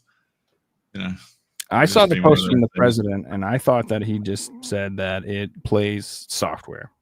And that's why I was like at a huge question mark about it, because that doesn't mean it works with Joy-Cons. It doesn't mean it works with the Pro controllers. It doesn't mean it works with cartridges. It doesn't mean that it works with the dock. It doesn't mean... that means it works with the Switch Online games you purchase will carry over to the Switch 2, yeah. So as far as I know, like we're not onboarded for Switch 2 yet. And like all I know is through the grapevine and what I know from like talking with people at Nintendo. Like obviously they're not going to tell me flat out, but they've always done like that weird, like it is our goal to have the original games playable in every format. Like they always say it that way. So it's my suspicion that the cartridges will work, and what they're going to do is similar to like how DS to 3DS worked. Like they're going to make another cartridge that hopefully is cheaper to produce and has more space. But the old one will still work somehow. Like maybe there'll be like an adapt. Like I don't know. Like it'll fit both versions. We'll see. I mean, I could have, that could have just been them blowing smoke up my butt. But I get what you're saying though. Like the way he worded it, it is up for speculation. Like I know. It's like, can you just give us a straight answer, sir? Well, is this thing speculated to come out for like next year? Sorry, go ahead, Reggie. Is this thing speculated to come out for 2025? Yeah. Yes, I think the latest thing they said was they have no plans on announcing it before April. Dang, man. Who knows if that's accurate? But like Doug said, they never say what they're going to do. They say we have plans, we want to, we're intending to. You know what I mean? They never commit. Well, because they announce people will plans, I crucify mean, them if they don't make these dates. So that's why they probably don't. I get it. right. Well, maybe if they do announce plans, it might hurt sales of the older system because then people I get mean, excited. Oh, I'm they're definitely counting on the holiday sales for Switch right now. So I get why they're okay. not doing that. And then Right. it's like 3DS. 3DS sold like it was like what the best selling console for the longest time. Like they're hoping to milk Switch for as long as they can. So the more quiet they are, the better it is for the actual Switch for now. And then maybe too, it'll give them like because like you gotta remember like Switch launched with Zelda. Like it was like amazing. Maybe Oh, yeah. maybe they got something amazing that's just not quite ready and they're waiting for that. Like Right. So I'm So- hoping. I'm hoping they Oh, come we out. got new Pokemon coming out next year. oh yeah, too. And I'm pretty sure that the leaks have said that it's going to be exclusive to the new system, whether you believe that or not. I just wanted to add, if you look at it from like a logistical standpoint, cartridges are a lot more expensive to produce than discs, for example. And the Wii and the Wii U use discs, so it's not like Nintendo is scared of going back to a disc system. But I can't if it's portable again, which they clearly are stating like it's going to be very similar to the Switch. I mean, portable discs don't really work Yeah, that super doesn't well. work. I mean, look at the PSP; it had to do the weird UMD thing to make it work. So, Yeah. oh, it'd be cool if they resurrect mini discs somehow. Like I don't know, like, but they won't. They have a whole new technology. Yeah, UMD movies will play on our new system. That would be insane. They're like Sony sold the rights for cheap, so we bought them. No, but I think they're gonna. That's what they do these days, Sony. I think they're gonna stick to cartridge. I mean, Nintendo's always been like very big. Like they're gonna be the last console to be physical. Like I already know. Like I think it so. might not be this one, it might be the next one, but they're gonna keep going for as long as they can because they started off in toys. They love making physical stuff. Obviously, PlayStation's days are numbered. We know Xbox is probably the next console. So I'm hopeful. I think Nintendo's gonna. I think they learned a lot from Wii U, and hopefully they keep the Switch stuff going, and they don't pull a Sony where Sony learned a lot of lessons with PS3 and made the PS4 amazing, then PS5 fumbled it again, in my opinion. So we'll see. Yeah, I am. Sorry, good. I think Sony needs a strong competitor like Microsoft to keep them on their toes because I think with the whole thing of the PlayStation Pro system, the 5, I don't think they would have pulled that fiasco if Microsoft was really active in the gaming market, like past game, like not using Game Pass. You know what I mean? Like they're making physical media, they're making, you know what I'm saying? I think Sony wouldn't have done that. But now that Microsoft is kind of like going their own way, Sony's like testing the waters, and we got that with the PS5 Pro announcement. Not releasing with a disk drive. That was insane. I couldn't believe that. I was like, really? Now we got to buy the disk drive separately. That showed you what that means to them. Like they're phasing out of the. Well, I mean, physical. I had heard from an employee or ex-employee at this point because Sony's done lots of layoffs. There was a lot of debate internally about PS5 even having a disk drive. So like they were already like thinking about doing this for this generation. And Xbox is totally embracing the digital route, which is one of the reasons why people are always like, why aren't you doing games on Xbox, or why does Limited Run only do this many or that many? It's like the demand's just not there. They have made everybody brainwashed into Game Pass, which it's a great service. But I will say the thing about Game Pass that I don't know if other people have this problem. This might be like the streaming problem. It's when you have that much choice, you don't feel as dedicated to finish anything. 100%. So like that's why I still enjoy physical media. It's like I bought this game, this is what I'm playing, I'm putting it in, and like that's it. And with Game Pass and even PlayStation Plus, it's like I have too much access now. It's too much to think about, so I just pick something and I don't stick with it. So while we're on top of the Game Pass, I just wanted to bring out the new Call of Duty just came out and it's on Game Pass if you've got it. I would love to know the decrease of sales that PlayStation have got because people can just play it on Game Pass. Like I'm in communities where they're not collectors, they're just gamers, and they're all talking, why would you buy COD? It's free on Game Pass. Like it's an obvious decision. It's almost like you'd be stupid to buy it full price because you can play it the cheap way and then you can stop after a month. So you made a really good point about the almost like analysis paralysis when you have like too much choice, when you're overwhelmed. Like Gaming Off the Grid, those guys, they like just made like a video about why they collect physical and why they prefer that. And that's they hit on that point too. And I think it's real too, as somebody who's like I got into emulation a lot. It's like once you have 100 games at your fingertips, whether it's through the digital service or in your hand or whatever like that, it is really hard to commit to playing a whole game from start to finish and beating that game. I don't know what it is, why it is psychologically, but it's just so easy where if you die a few times and get frustrated, you're like, fuck this, I'm playing something else, boop, playing something else, boop. Like it's so easy to just hop around. Whereas opposed to, like you said, with physical media, where you go out and you find it in the wild and you exchange money for it and you hand it to you and you hold it and you look at it and you read it and you check it out and you watch some strat videos on the way home and you know it, the whole experience is like you put it in the console. There's so much more of a commitment there now. Because it's real ownership. Mm-hmm. Like that is yours. Yeah, and you want to now get the full experience out of what you purchased because you're invested in it. You've sunk a cost into it. You know. I mean, it's like the whole Blockbuster versus Netflix thing. Like when we were younger, if you rented a movie from Blockbuster, it didn't matter if that movie sucked. You were finishing it. You were watching it. Yeah. Netflix now, it's like, oh, this movie sucks. Let's go spend an hour arguing about what else to watch. It's like it's just, and that's how physical games feel. Like that's the nice part of it. That's how I consume music these days. Like back in the day, if I bought an album, I'll listen to the album. Today, I listen to the one song and then go on to something else because I've got every song in the world on my phone, you know. So I get the browse. I felt like I heard something big fall in my house. I'm worried. I hope it wasn't Krampus. Oh man, He's here early. I just put a giant Krampus out on my deck or on my front porch. Mm-hmm. God, if he fell over already, I just did it. Anyway, what I was gonna say is the Spotify thing. I have the same problem where I'm like, what do I want to listen to? And I'm like trying to drive somewhere, and I'm like, this is taking forever. But like with new albums, especially if it's a band I like and they did a vinyl, what I do is I go sit in a room where I have my record player. And there's nothing else in there except maybe books, and I put it on. I sit in a chair and I just finish the album, and I actually do enjoy it that way. yes. Because like streaming music now, it's like, oh, I don't like this song, skip. You can't do it with a vinyl. Not easily. All the way through. So I that's why I still appreciate physical stuff. Like there's still a sense of ownership and a sense of like you're gonna commit to it more so than you would something that's just kind of exists in the ether. Well, let me ask you this, man. Where do you see the future of physical media? You know, video games, vinyl, things like that. Like, what do you see it probably in the next 5-10 years? I see vinyl sticking around because it's still popular.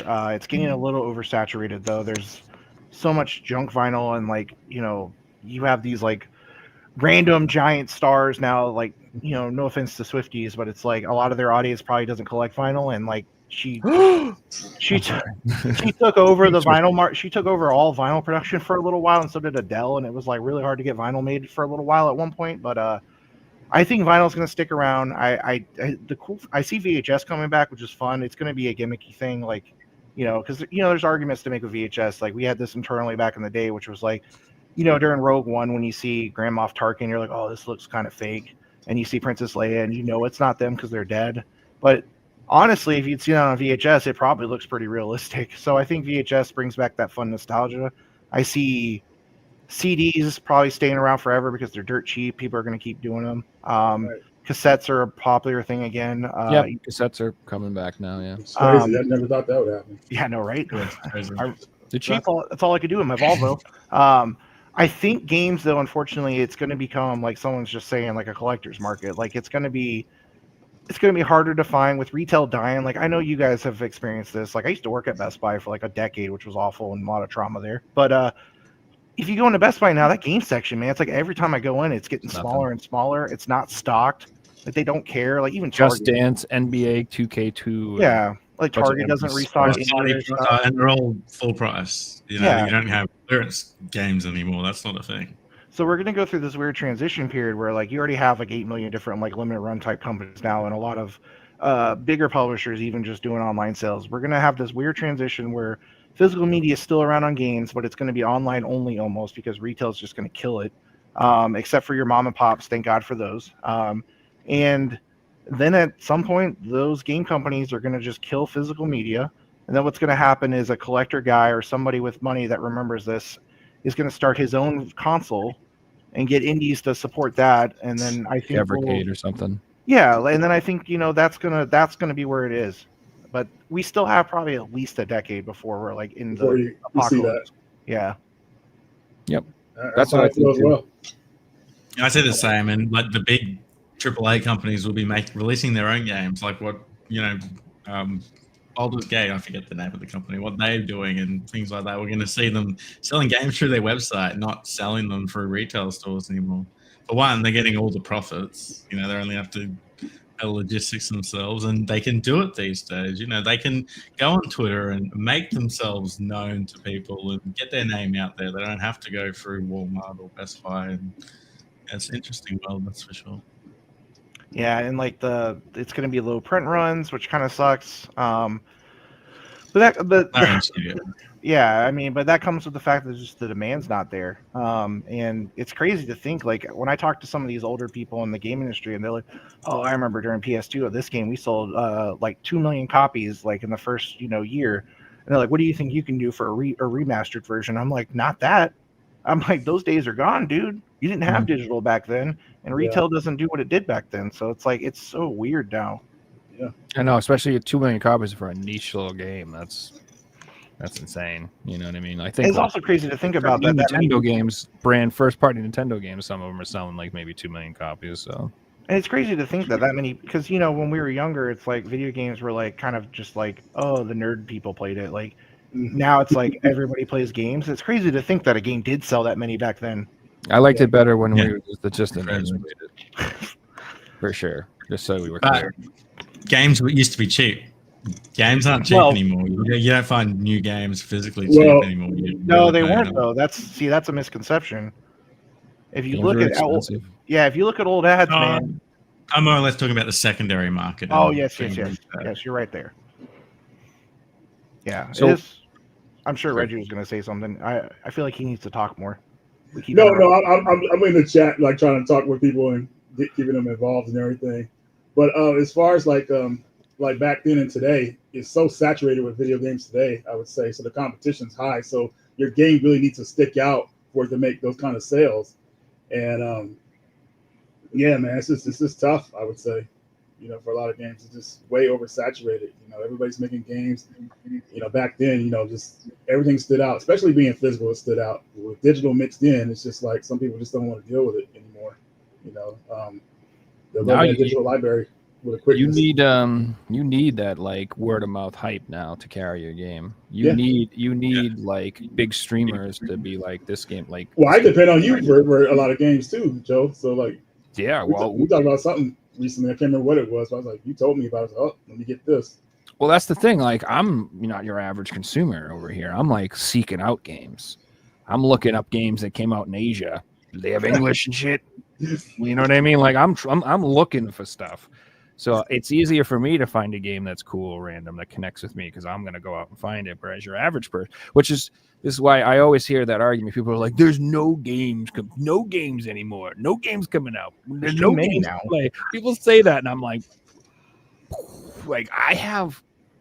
I would be bankrupt if I bought all the games that I want. There's so many fucking games. You're nuts. There's so many games out there. You're just not exposed to them in the same way. And like Reggie said, it's so oversaturated that like it's like the music industry. Like a lot of people say like, oh, there's no good music anymore. And I'm like, there's more good bands now than ever before. It's just it's not like it's not like you just turn on the radio and they would feed them to you. Now you have to find them and look them up and click on related links and go on forums and talk to friends and go to shows, and you have to find them other ways like to connect. The ease of entry into things is so much easier now. Like you guys are saying, there's so many games. Like that was the thing we used to have a problem. Like at my old place, we were always like, we have to release everything. Limited Run's the best, blah, blah, blah. Lots of ego fooling stuff. And like, but it got to the point where it's like, oh, I can't believe IM8-Bit got this game and we didn't. But I would have to like remind people like, well, there's like 100 like games that came out this month alone. Like there's enough to eat. Like everybody, you don't have to do everything. Like there's no way I could even play all these games. Because like we got to the point where I used to play every game we released. I couldn't do that anymore. It's like, there's too much. And it's like, we all make jokes about it, but like if we all stopped working today, like I don't think we would ever finish the backlogs that we have even now. Like it's a lot. And to what I was going to say too, to bring up digital is like, so I'm going to be completely honest, and this might be a little controversial. I'm actually not anti-digital because like I like owning both. So if I really like a game, I'll buy it digitally so I can keep the Okay. physical one on the shelf and like not constantly pick it up and put it in and out and risk ruining it. And but and also like I buy a lot more digital now because I have this fear of delisting. Like Mm. Little Big Planet, I think, didn't that just last week was the last time you could get? I bought so much DLC the week of Halloween, it's not even funny. And I'm like, I don't even know if I'm going to play Little Big Planet, but it's like, they were like, we're taking all the content down. So like, I'm like, oh, time to buy all the Metal Gear skins and all this stuff. And it's like, and then like anime games, man, like they never keep the license for those and they delist them. And sometimes the physicals never get made or they're broken. So it's like, you have to almost it's weird now. You have to buy both if you want to like play something that works, and that goes back to the whole thing. The game physically should work. Right. And that's a Those good way games to that have support been the happening, developers yeah. too, Doug. So that's good that you're doing that. People Yeah, always ask me. Oh, go ahead. No, I was gonna say you're right. It gives me a chance to give the developers money too. Right. For me, people always ask me like, Reggie, why do you buy like 2 copies of a certain game? I buy the Switch version or the PS4 version. And one of the reasons why is to support the developers, and I like having that portability of the game as well. I feel like I think good of it because I'm supporting the developer. If I buy both copies of their games, I really like them. Now, usually it's for a game that's probably like $30 or whatever like that. I'm not going to buy like a AAA title on one system and then buy it on the other because obviously the PS4 version will be better. But that's why I do that, and I feel good about supporting certain developers like that. So. Well, and it's like you guys just highlighted John Riggs. Like that's actually a conversation that we have as a publisher. It's, hey, I really want to work with you guys on this game, and you look at the game, you're like, this is cool, but is it a little too niche? And then you have to ask the question, how did it do digitally? And if it didn't, but to be fair, that's a catch-22. I've learned that lesson too. Like we did a game back in the day on PS4 that sold like 500,000 units on Steam, and we're like, holy shit, this game's going to be huge, and we barely sold 2,000 copies physically. So. But if you already told by somebody like my game didn't do well digitally, it kind of already sets the stage for this is going to have trouble selling like the minimum. Like, is this? And that's why you kind of have to do both, and it sucks. But I mean, it's like you said too. If there's multiple consoles now, like you have the portable version, you have the regular version, and like you said, if it's a AAA game with great graphics, probably not going to play the the dumbed down version on Switch. Right. So I wanted to ask you this: what is your favorite genre of games, or right now, maybe? I mean, I'm still a big RPG guy. Okay. I'm playing Dragon Age right now. I have my gripes with certain things. I don't like to bring up politics or anything, but I always consider myself a little more liberal in my views. But there are times where I'm like, holy shit, this writing, like what's happening? But the game's still fun, and I'm enjoying the combat alone makes it great. And I love the progression of leveling up in games. I mean, that's why I love Final Fantasy. So I would say RPGs. Baldur's Gate was amazing. Like that was one of those games I couldn't stop playing. And then when I did by accident, I was like, I don't know if I can go back because I don't know what's happening anymore. It's like the thing we talked about earlier. And I still love shmups. The best. The older I get, though, the harder they get. Like my coordination's not nearly. I literally could just. The way I used to play shmups is I just stared at like the ship and just navigated around everything. And now I can't get my brain to stay focused. It's like the ADD got worse as I got older. It's weird. And my reflexes are like way slower. And then outside of that, I don't play a lot of shooters anymore. That's definitely a genre I've gotten way further away from. Right. It's like, because they've gotten more online and I've gotten more like introverted when it comes to playing online. I'm like, I'm a keyboard guy. Yeah, I don't like talking on the mic. I don't like hearing kids telling me they just killed me. That just drives me crazy. I refuse to play any free-to-play game just to avoid children. That's fair. Because even Grand Theft Auto is game is thousands of little kids who have no jobs and no money. But Grand Theft Auto is kids. Like when I first Grand Theft Auto 4 on Xbox 360, I played it. And I was like, oh my God, these kids are telling me like they're laughing about how they killed me. And I was like, I don't like this. Like bad parenting. Why did they get this game? It's still got a single player mode. You can just turn it off. Fighting games is another genre that I don't really play anymore because it's mainly online. I don't play fighting games either because Like Dragon Ball Fighters. I was like, damn, I'm fucking good at this game. I love Dragon Ball. I've mastered this game. I go online and I'm like, holy shit, I suck. And it's like Yeah, that with guys. every fighting game. So I'm like, I'm just not gonna bother. Yeah, I tried to go online and play some survival horror game. Like I played the Texas Chainsaw Massacre online, and those guys are psychotic, man. Like they just, like they be like after they kill you, they be teabagging you, and they get it in the camera angle where it looks all crazy. I played Dead by Daylight. You know, the killer just it's insane. I mean, it's fun, but it's like, dude, like I'm out of here, man. Like this is like, good old fun. Yeah, I like Dead by Daylight because it's like all my favorite horror stuff, but right. it's at least, you know, 1 or 2 out of every 5 matches where it's like it's clear you're playing with trolls. Yeah. And like they don't even try to finish the objectives. They just kind of like stand near each other and like teabag and run around, and then you're like, this is not fun. Like, yeah. Another example too, when Friday the 13th was, I think it's still online to the end of this year. But you think you're about to escape, and then they get the car ready to go. You hop in the car. Those guys drive you right to Jason. And I'm like, dude, what the heck, dude? And it's like his friends probably playing as Jason. You know, they're working together. I'm like, dude, like, what is going on? That's cold, man. You do all the work to win, and then you just betrays you. Well, that happens to Dead by Daylight. You'll have people that will, like, there's a group of people now, like they help the killer. Yeah, it's weird.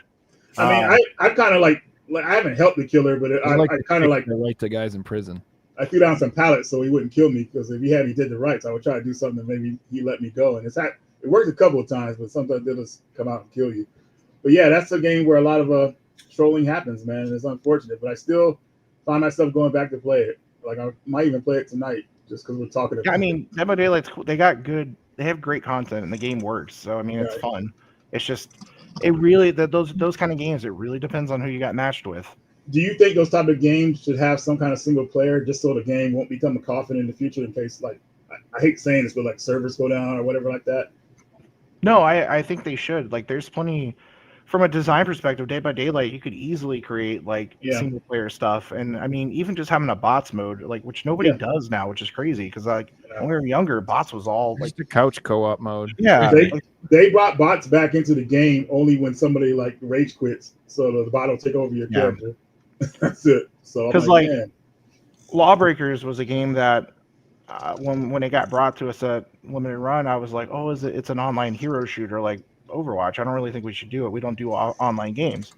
But everybody was like, oh, they're talking about putting in like a single player mode with bots or like, you know, a training mode. And I was like, okay. And then when we did it, of course, they were like, oh, they canceled that part. And I was like, son of like, so like I and that was the thing that always bothered me. It's like we did this game that you can't play. It's just a coaster now. And like I wish some of these online games, because they do get physicals, like they should have something you can do with just the disc. Right. It's like the Concorde. It's no different to that, you know. It's not going to be collectible. These things aren't, you know, it's not like there's just one, like, you know, the PS3 had a few digital only games that are collectible. The PS4 is not going to be like that because there's going to be hundreds of them. Battleborn, like I could list these off for days. There's so many of them. Yeah, I remember when Five Below got those. That's how I finally got it. I bought them for cases. Strip That's them. Smart too. Yeah, because PlayStation cases explode, so you need replacements. I just want to add on the online scene. There's like, you know, there's a group of gamers who will only play one game and they'll put 1, 2, 10,000 hours into one game and, you know, get the best of that game, try and climb the leaderboards. And it's like a completely different type of gaming, like the hardcore trophy collector, but they're just grinding one game, trying to be the best at it, learning everything about the game, you know, getting on the Reddit communities, the Discord communities, and making content, different things like that. So it's interesting. You can put on so much work in one title. Like when I go to my comic shop, there was somebody there. I was like, oh, do you play games? Because they were like, oh, I heard you had a game company. And I was like, yeah. I was like, what do you play? They're like, I just play League of Legends. Like, that's it. They're like, I have probably years worth of time in League of Legends. And I'm like, holy crap. Like, but I remember Phantasy Star Online. I used to play that constantly. Like every night I played it. I got online, but I didn't play it to just grind. It was like a social thing. Like I miss the days you just meet up in the lobby and you're like, oh, we're all still level 50 instead of 100 because we don't play quests anymore. We just hang out. And it's like, you could do that on anything now. And it's like, I think people like that play these games don't understand that that's like, that was the original reason MMOs did well. Like you got to hang out with your friends online from around the world. You didn't have to do quests. You could literally just sit there and chat. And it's like, now it's all about grinding, having the best loot. And then like, I don't know, there's people that know weird stuff about games that you wouldn't even think to know. It's like, You think you're doing great in Diablo, and all it takes is like a pro player to come and ruin it. Yeah, I grind the game geoguessr like that, and this week I just hit the rank of like 230th in the world. So I'm grinding, trying to get up to the top. But it's a social thing as well. I play it to jump on Twitch and watch my friends and talk to them and blah blah blah. So it's fun, and then you're learning stuff in this game that, you know, if you tell an average person, they wouldn't even think that's real, but it is, and it's crazy how in depth these communities can get. But Well, that's the Doug, thing. I also want to mention, you know, because you're a Fantasy Star guy, you know they got the game back online with fan servers, right? Oh yeah, I play on one of the PC servers. 'Cause Okay, cool. It has double experience because I will say grinding that game is not fun. So I'm glad that that's a thing. But yeah, and I was gonna say too, Figsy, like at the end of the day, when you're playing these online games and grinding and stuff and playing with your friends, does it feel like work or you feel like you're having fun? No, I feel like I'm having fun. And because it's an educational game, I feel like I'm learning too. So I don't have that whole like I just played games all day. I feel like I wasted my time. See, that's what matters. But I feel like some of these people are playing these online games and grinding just because they want to like have bragging rights and feel like you can tell when you watch some of these Twitch streamers and other people or even your friends, they make it sound like work. And Is games it should fun? always be escapism. Mm-hmm. That's I what have this argument about collecting too. I think there's lots of people that end up just buying shit because they're addicted to it and they're just doing it, but it's not fun. I'm like, you having fun? Yeah, I Want watch that people game. do You gotta that. play that game. Like, I don't know. Do you have buyer's remorse from spending all that money? Like, what are you doing? You know, are you rich? Your house paid off? Is your car paid off? You got investments going? Taking 3 vacations a year? You got 5 kids going to college? You got money? You got everything else taken care of because you're buying a lot of games. You know what I mean? So sometimes it's like you gotta like, is it fun? Is like a huge thing about what you're doing. You got to stop and like question that because like there have been times where like I've just like backed off collecting for weeks just to be like, I'm not having fun doing this right now. I just want to not buy anything for a little while, just chill, play some of the games I have, and then recoup and then get excited about it again. So what you do though is when you're spending a lot of money and you're feeling guilty, you just say this. You say, "I'm here for a good time, not a long time," and then you're okay. AJ, just on what you just said, I could relate that to collecting a full set. I collected a full PS3 set. It was fun until I got to the last 100 games that were all expensive and were all online only and were like sport games and Just Dance 2019. That was not fun. That was shit. You know, collecting full sets isn't fun. If you want to just enjoy being collectors, just collect everything you love. Well, you can be multiple systems. If you love it, collect it. You don't have to go and buy, you know, FIFA 19 because it's the last one, but it's like $60. It's not fun getting that in the mail. I want to say this too. You know, it's like even if you own a lot of games, just let everybody know, like not every game is meant to be beaten. You know, you want to have fun with the game. As long as you're having fun with it, you know, that's the main thing. You know, a lot of people feel like they have to be a completionist or they have to finish the whole game. If it doesn't pull you in all the way, that's okay. I mean, you got something out of it, you know. But if you're getting kind of tired of it or whatever like that, you got to move on. I feel like I've never not finished a game. I feel like people are like just like I have like 1,000 games that I have like 20 hours in, and then I'm like, me. That's what you got to do. I mean, Reggie's right. Like, if it's not fun, you don't have to force yourself. Like, there's so much crap going on. Like, just have fun. Like, like don't. You know, if it's fun for you to lose all your money buying games, then all right, to each your own. But you know, like, just don't. It doesn't need to be a chore. You don't need to master every game you play. Like, just have fun with it. Is Yo Mirari really $2,500? The Australian version is because Australian market. Wow. God damn. Yeah, it's like. Yeah, it's a long story. Wow. It's a cool game, but man. I mean, so back to what we were saying though, that was an argument I made a lot of times that I would say this in forums and stuff when I was at Limited Run, they'd be like, why are you doing a collector's edition for this game? It doesn't need it. And I'm like, well, it's for the people that care. Like, if you don't really want it, don't buy it. And they're like, but I have to full set it. And I'm like, you don't though. Like, I know you feel like you have to, but you don't. And then like, I know another part of my, company was like, they should full set it. But I actually told people, like, just buy what you want. Like, there's like, you don't, because like I ran into this problem. Once we started giving ourselves like promos of stuff, it's like I have so many darn collector's editions, and I was buying the same from NIS. I was buying all their CEs. I was buying everybody's. And at one point I looked around, I was like, I'm surrounded by boxes of games of junk that I don't need. Like, why am I not just collecting like I love Final Fantasy. They usually come with a statue that'll go on the shelf. Let me just stick to this now, and that's where I'm at now. I don't buy all the CEs anymore, and it feels so good. Right on. At a point last year, Doug, where I had 3 game rooms full, and 2 of them were just collector's editions, and I sold off like 200 collector's editions. Only buy standard versions now, and I'm so much happier with my collection. It's neat, it's contained, it's not out of control, and I'm happy. Yeah, I had the same problem with Dragon Ball Z toys. I was buying all of them for some reason, and I was like, I don't even like Yamcha. Why do I keep buying them? And All right, favorite Dragon Ball character, Doug? Vegeta. Yes. Finally. And that's all I buy now. I just buy Vegetas unless it's really cool. It's only Vegeta stuff. Right I was on. like Piccolo. I'm not gonna lie. Hey, that was the creator's favorite. That's fair. I'm I go Goku. I had a 1-of-1 bust of Goku at one point in my house. See, you would be screwed if you collected all the Goku stuff because that's all. Exactly. Yeah, it's a lot of Ridiculous. orange.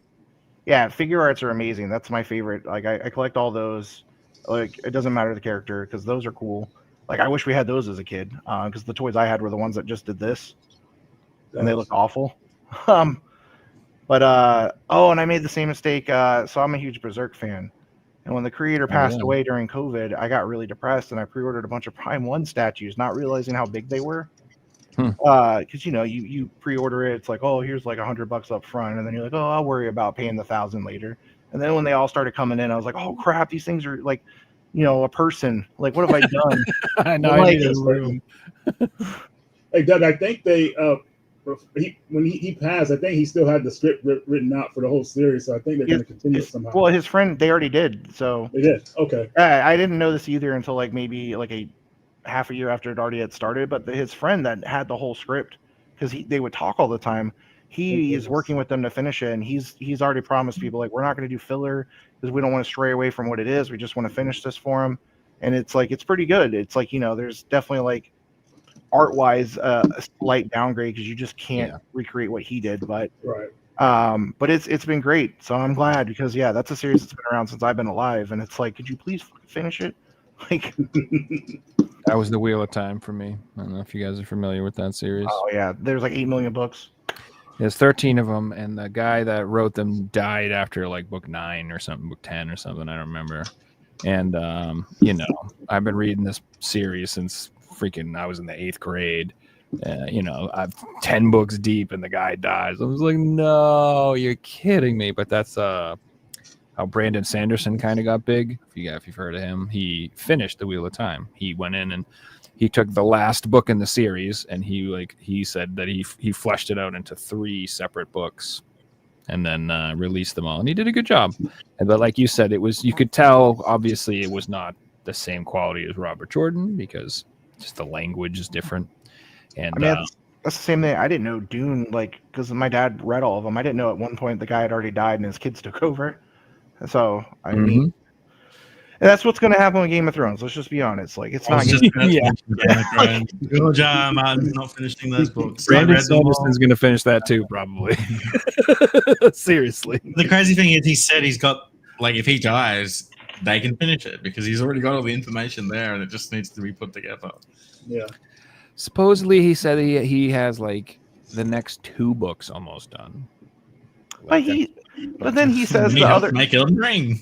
But then he'll say the next book, the book that is coming up, he keeps saying it's almost done, and then in the next interview he'll say he has the next book ready after that, and you're like, but you just said the literal next book isn't done, so like, which is it? It's like, did you just stop and then work on this book? Like, I thought he was writing them both together or something. Yeah, I guess because it is point of views. Maybe he just writes random point of views, and he's like, this book gets these, and this one gets this. That's what the last book, Feast for Crows, was, or whatever. Yeah, that was like part of the new book, and it was like all the sub characters plots. So it was just like a bunch of random characters, and then none of the main characters. And at least he got to test out his original ending, and now he can do it better. So that's what I'm hoping. I'm hoping that he just pretends like that never happened. He should just ignore all of that and just write a story, do what he was doing, and do it right. Because that was a bad. They pushed it that. Well, I don't know. Am I more mad at them or am I more mad at him for not fucking writing it? Yeah, you know what I Yeah. mean? Like when they It's kind of on started both of them. that show, Nah, look, he had what makes me years angry is to finish HBO, that he fucking wanted 10 story. series, and HBO forced it into 7, and now they've done a fucking spin-off series. It's like they were gonna do the extra series Well- anyway. They could have just done it in the first place. Yeah, well, but there's also the conflicting report where like HBO said make more episodes for the last season. They said nah, we're gonna shorten it, and they rushed everything. But then then it's come out recently like they wanted to do 3 movies instead. But it's like they still phoned it in at the last minute. So I still don't really like the show whatever the showrunners still kind of screwed us. But I was gonna say, Figsby, since you have a full set PS3, did you play the Game of Thrones game that was on that? Yeah, I'm not the biggest Telltale fans. I played them because I love Game of Thrones. And No. I There was didn't another like one. them.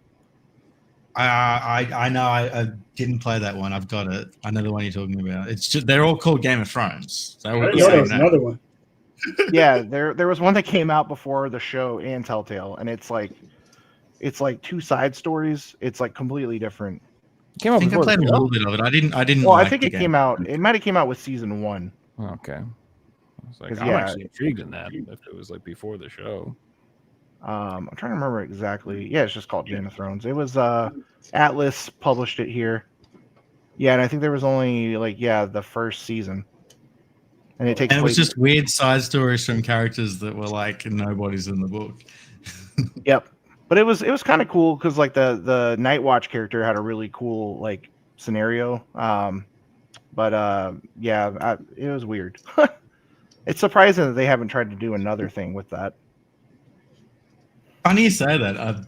One of my best experiences is I play my medieval Total War. I'm big into Total War. Oh, Medieval dude, I 2, love Total War. I love Total. so You good. got it. You'll love Yeah. this. So, Medieval Total War have got a Game of Thrones mod, and it's every house in Westeros. They've done the map. It's so good, and they've done full backstories for all these characters.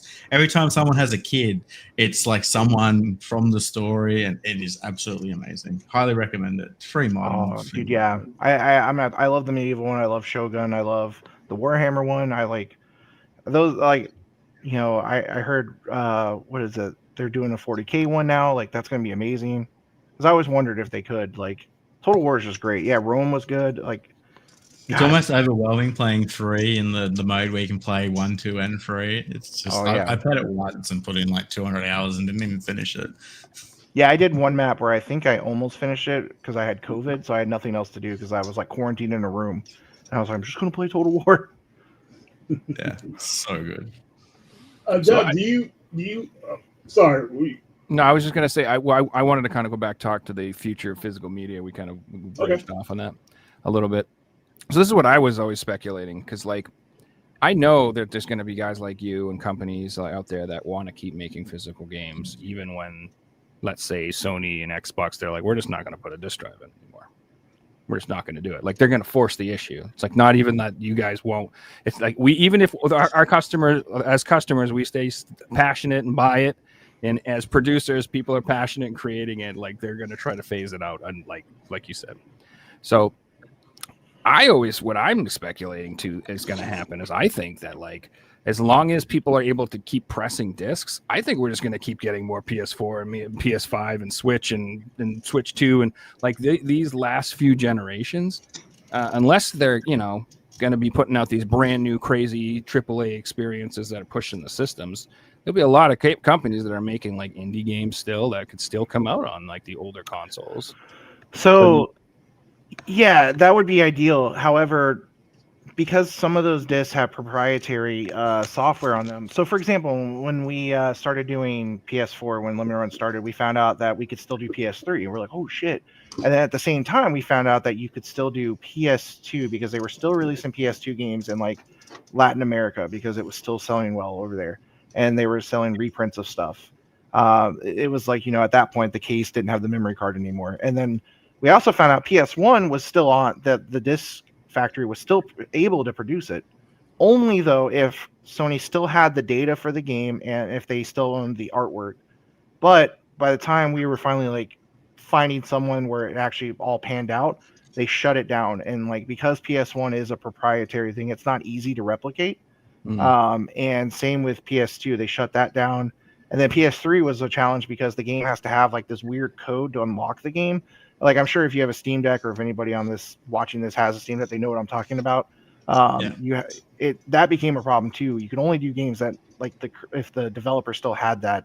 So we could do Oddworld, and that was about it. Like we couldn't do much else. And then once they shut PS3 down, and like there is no way to do that. And like I don't think anybody's created like that. And then like the cartridges for Nintendo, this is like you have to order the carts directly from Nintendo.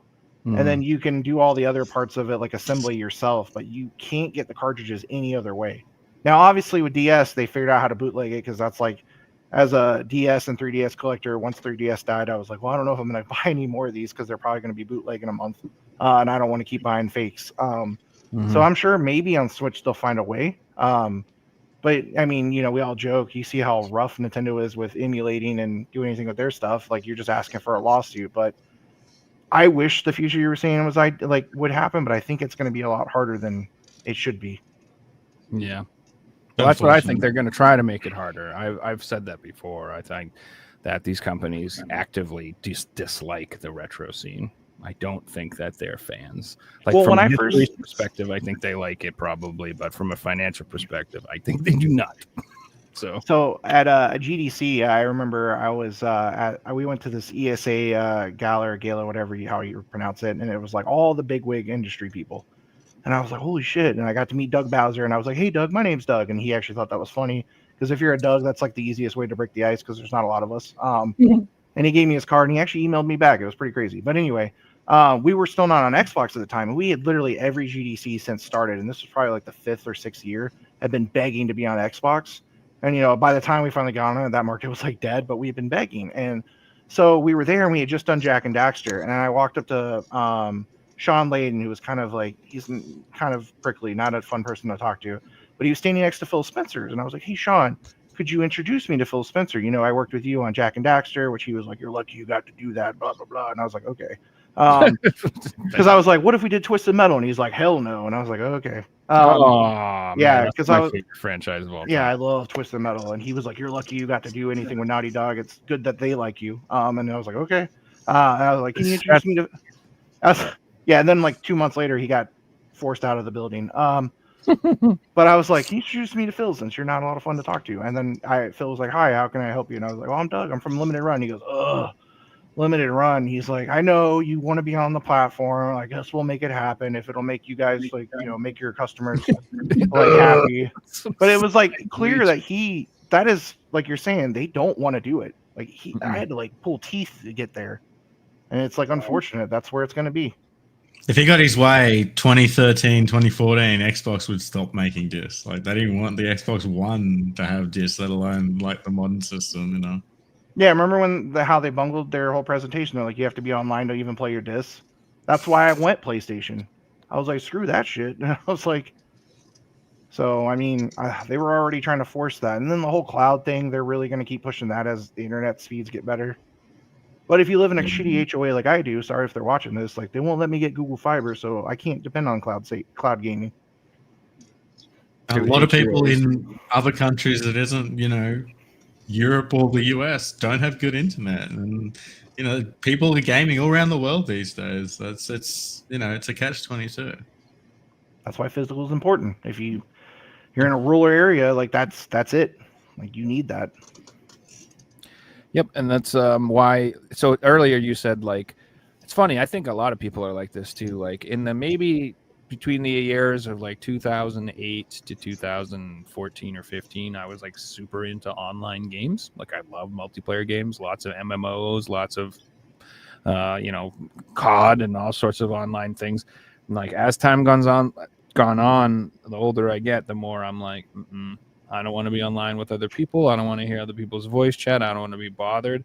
And any game at all that has an online requirement that says like I literally just avoid it like the plague. Like I didn't get Diablo 4 because it was online only, no single player offline mode. I just didn't purchase it. There are lots of games that I like. I go to purchase the game, and if I see that it's like online only, I don't get it. Like the new Test Drive Solar Crown racing game. I was so like I wanted it so bad, and I saw that it was just an online only game, and I'm like, it's a coffin, it's a coaster. I'm not investing time and money into this product because I know it'll just be taken away from me someday. And I'm, you know, these experiences don't need to be like that. Like I can't have a racing game that plays offline. You joking? Like I can't just race cars around a track without being online. Get the hell out of here. I Or gotta be watching Diablo. you. I can't play Diablo like I, run around a dungeon, kill some demons without being online. That's man. I could do it in Diablo 3. Yeah, that decision was weird. I only ended up getting it because my girlfriend and I played it together, but it was when I saw that label, I was like, oh my god. Yeah. And then it happened to me. My internet went out and I couldn't play the damn game.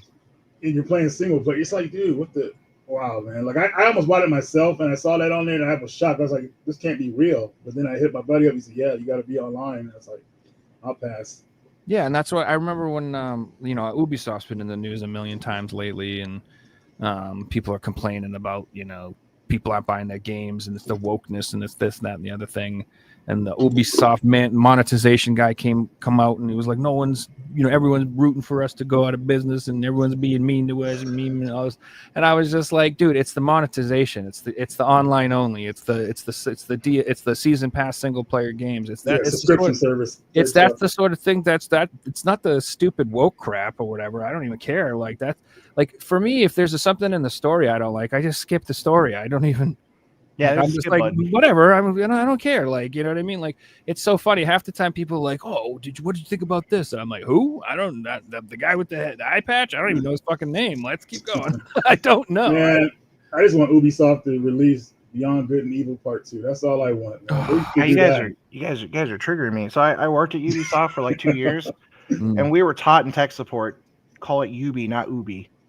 Like we're getting away from it. Don't say that when you answer the phone. Say Ubi. Every time you guys are like, because it used to be pronounced Ubi, but like they worked really hard in like the 2010s to try to get everybody to switch it. So it's like every time you guys say it, I just remember one of the coach guys yelling at me. I wonder why. I don't know. They were just like, it's Ubi, not Ubi. And I'm like, okay, but isn't that how the French guy that owns us says it?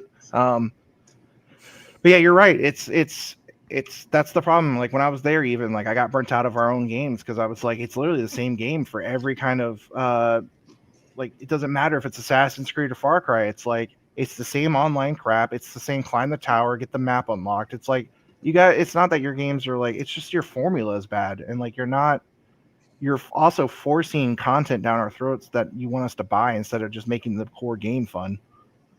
Not to mention they literally reuse maps in Far Cry. Like Far Cry Primal, I bought full price, and then I'm like, I've played this map before, and I realized halfway through the game it was the Far Cry 4 map. It's like, oh fuck. Yeah, it's weird. I don't understand. And like you said, the whole like, oh, this game has content I don't care about or woke crap. It's like you can just hit the skip button if it bothers you that much, dude. Unless like the whole game's that way, then I guess you're kind of screwed. But that's your preference. And like we said earlier, there's 8 million games coming out every day. It's like there's plenty of choices. Well, that's the other thing too that blows me away. I'm like I don't know. There's enough for everybody. Like there's a million games like that you can choose from. So it's I understand both parts of the argument. So when it comes to that sort of thing, which I don't want to go too off topic into that, but it's only a problem if it's introduced into franchise that traditionally didn't have it. That's where I think is the issue. It's not like you can't make a game with a female lead. It's that they've made all these other games that used to have male leads now have female leads. Like they keep changing things and changing the characters and changing the old way things to make a new version of it. It's like what's a good example? Like Wolfenstein. They decided to make it about the guy's 2 daughters, and it's that just game like, was. well, it's just why. I mean, of all games to do it to, you want a Wolfenstein game about a giant dude who blows up robot Nazis from the future? What the hell? Who cares, dude? Why you just keep it the way it is?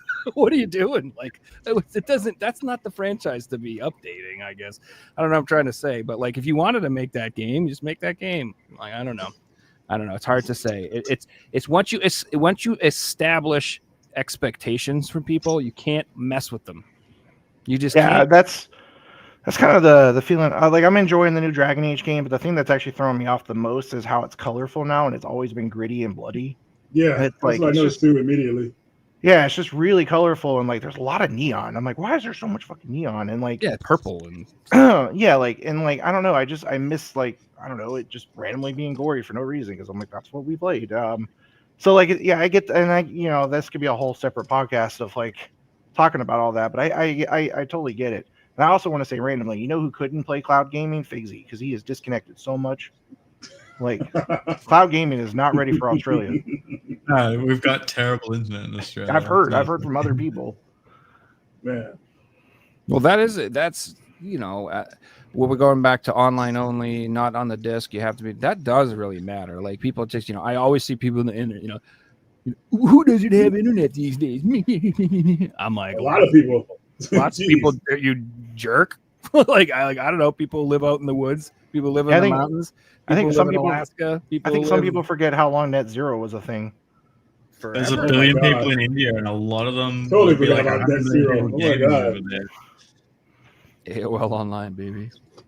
Netscape, the good old days. Look that up. Yeah, but that's the point. Like, it's just and even in lots of places that have internet, the internet sucks. It's terrible. It's still around. It's garbage. Like and there's just I don't want to live in a world where I can't play a single player game because my internet's out. It's just no thanks. I'm sorry. Can't have that. Oh, that's the other thing. Playing a ranked game and you crash for a second and you've just played 25 minutes and then suddenly your internet goes down for 2 seconds and you lose. It sucks. And that's another thing to mention on this podcast because you have the title about PS5 Pro.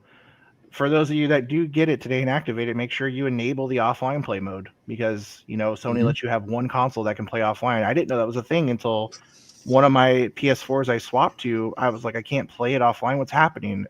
And like that's the thing too that's annoying now. You can't just play your new consoles, like all of them. Like if you have for some reason you collected 10 PS5s, it's like only one of those works offline on your account.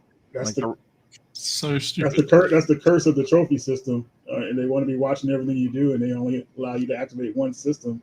It's too much control, And I think you guys remember when I told you about how they erased Concord off of people's hard drives while their systems were sleeping. They'll go up and update your shit too. Yeah, it's crazy that what they could do with your system, man. It's like, dude, that's just not cool. Yeah, remember, like the outrage if that had happened to PT probably would have like just destroyed the internet. Oh, 100%.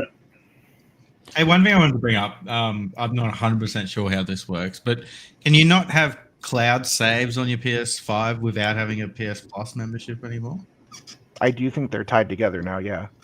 Yeah, but you have to pay to save games online. Like that's becoming to the point where we went from playing on the PS3 for free.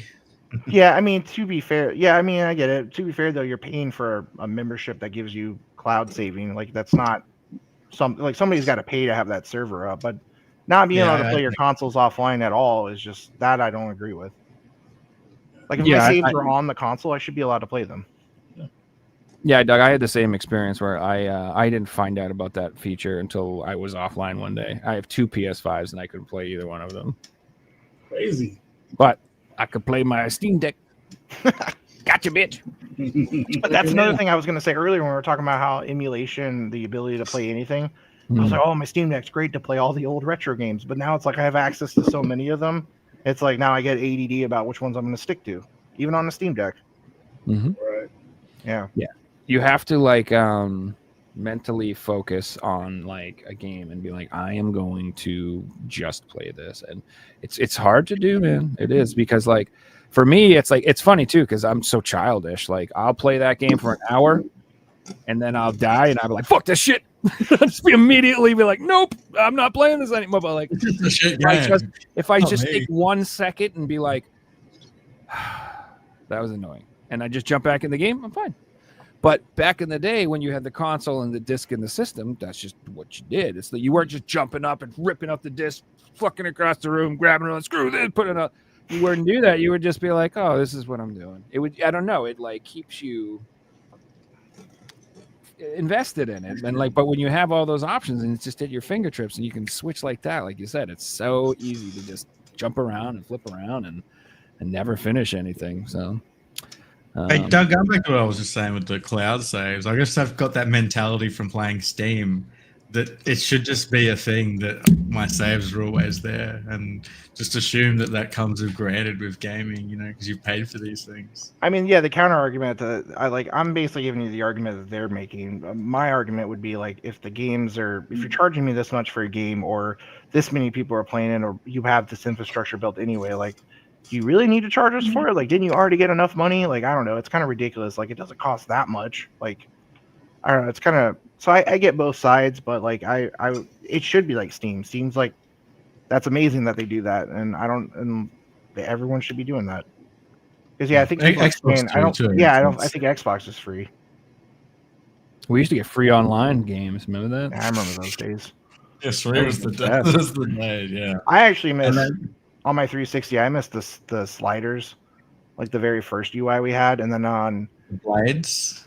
Yeah, the blades were awesome. Yeah. When they started making like my current 360, like sometimes I have to play like Marvel Ultimate Alliance, because I had all the DLC for it. It like the console like freezes booting up because like the UI is so heavy on memory. It's kind of insane. And then like I remember PS3, like when that came out, like the UI was like a lot quicker, and then like over time your PS3 gets slower, and you have to do that whole soft like reboot thing where you have to hold it down and restructure the database.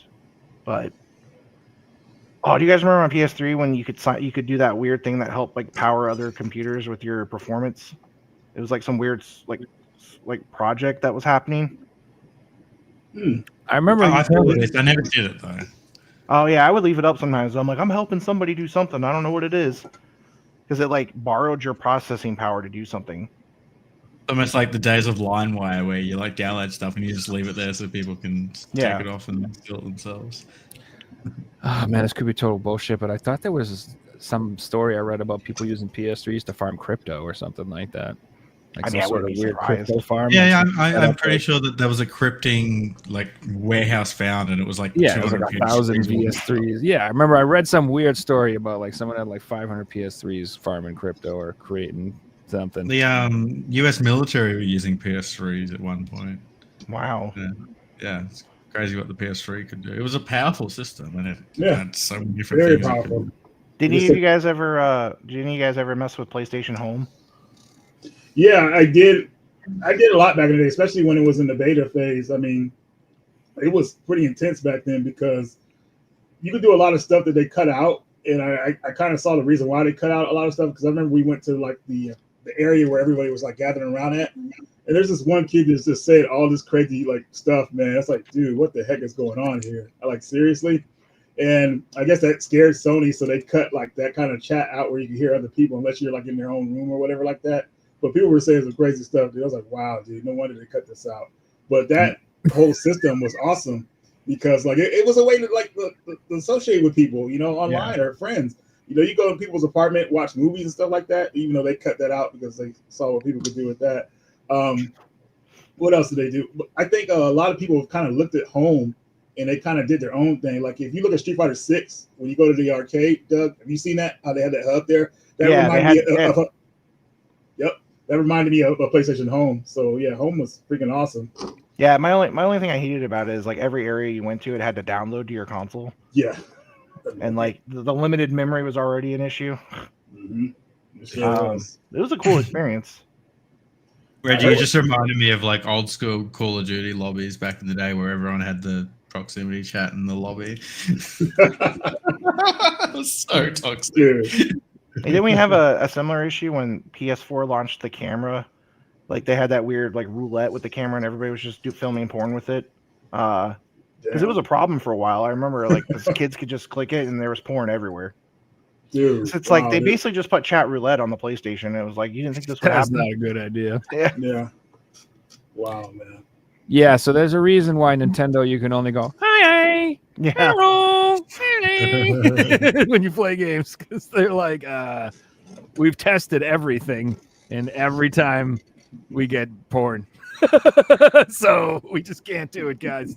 No matter what it is, they could be like, you could make little stamps in our game, and the first thing someone will do is make a dick. That happened in first thing they'll do, be like, ha. If Phantasy Star Online, on Phantasy Star Online, you could do what was called symbol chat, and it would go wahoo, and it would have like a smiley face guy. People were making porn with them, like they would. Of course, immediately. Yeah, like, it was like it took no time. Wow. there is some statistic that like I can't remember. It's like porn is the number one driver of all technology, and it's like the number one thing that new technology gets figured out like how to use it for. So like porn is driving like sex robots to be made, which will make actual robots come out faster. You see what I'm saying? That's the logic. Porn is probably the same. porn always drives innovation constantly. We're talking about like probably like Detroit become human type robots, right? Like androids or something like that in the future.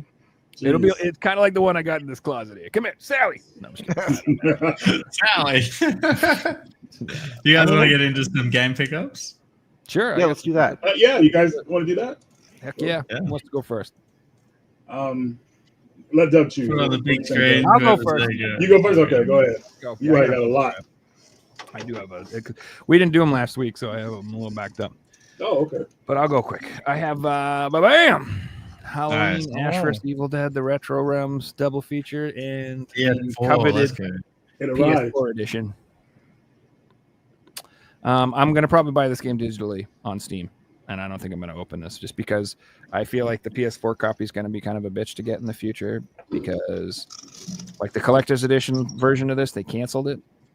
Oh, did they? Yes, they did. They canceled it because not enough people ordered it. So you get the PS5 and the Switch, but and I think even the Xbox one they made, but they didn't make this one. But this one did still come out at retail. So I don't know. I just feel like this will be the harder one to get. So yeah, and it's also like it's a 16-bit pixel art game.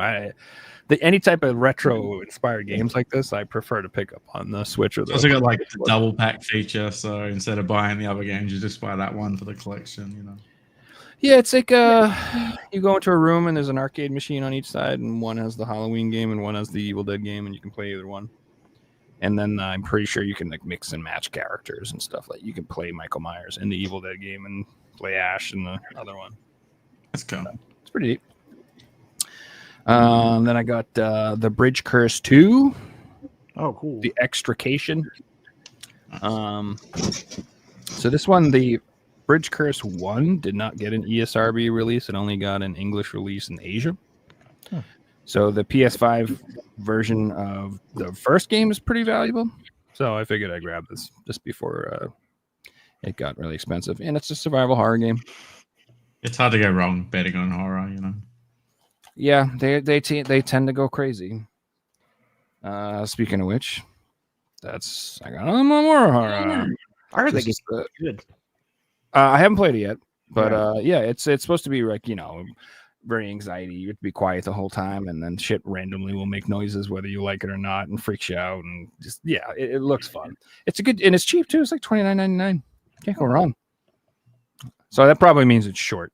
Usually, if you have like a high quality game like that comes out that's cheap like that, it's probably just going to be a short game.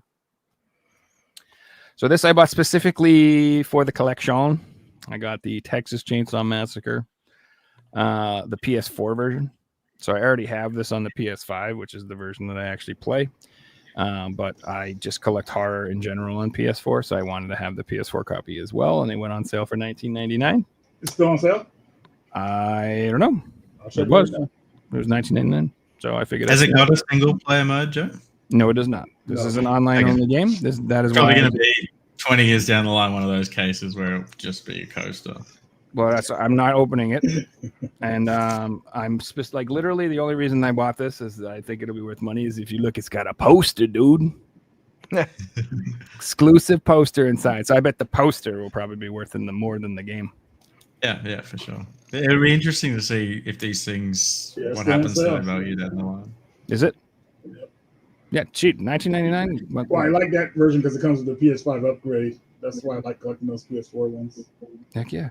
And I just have all of those. I have this one. I have Evil Dead. I have Predator. I have Friday the 13th. I have Dead by Daylight. I have all those games for the PS4. So, and there's part of me that hopes that someday some nerd will bring the servers back.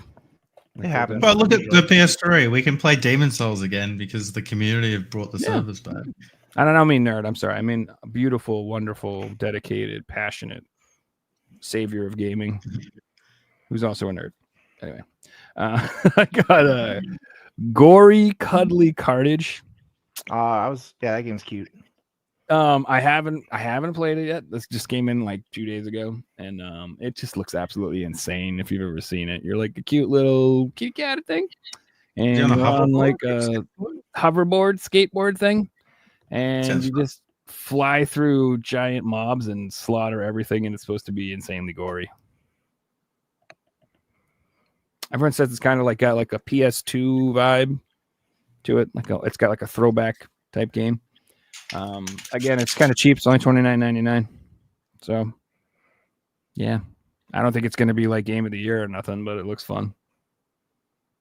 It's a cool game. I know the guys at Wired were excited about it.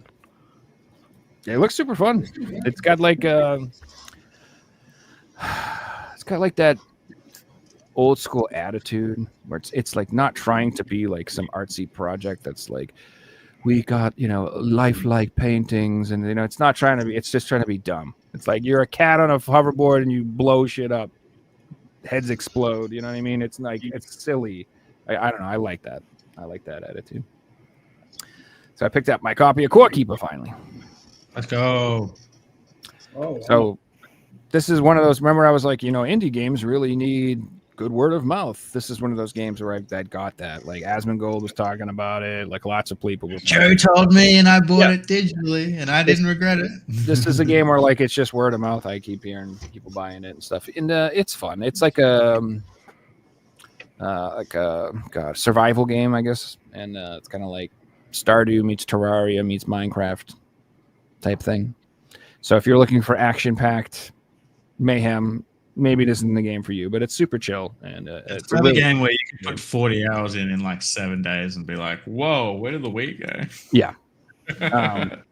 It's got like amazing base building, and like you could like I love base building.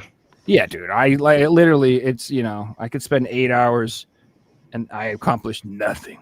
All I've done is like put in cool trees and rearranged my plants and made the rivers and put the toilet in this whatever. I think the resources, what they've done to the resource gathering in that game is insane. You can automate everything, so you can set up mining tracks for literally kilometers to mine the best things in the game, and they drop off in your base because you just spent 4 hours setting it all up, and then you're getting all the best items because you put the work in. It's so satisfying.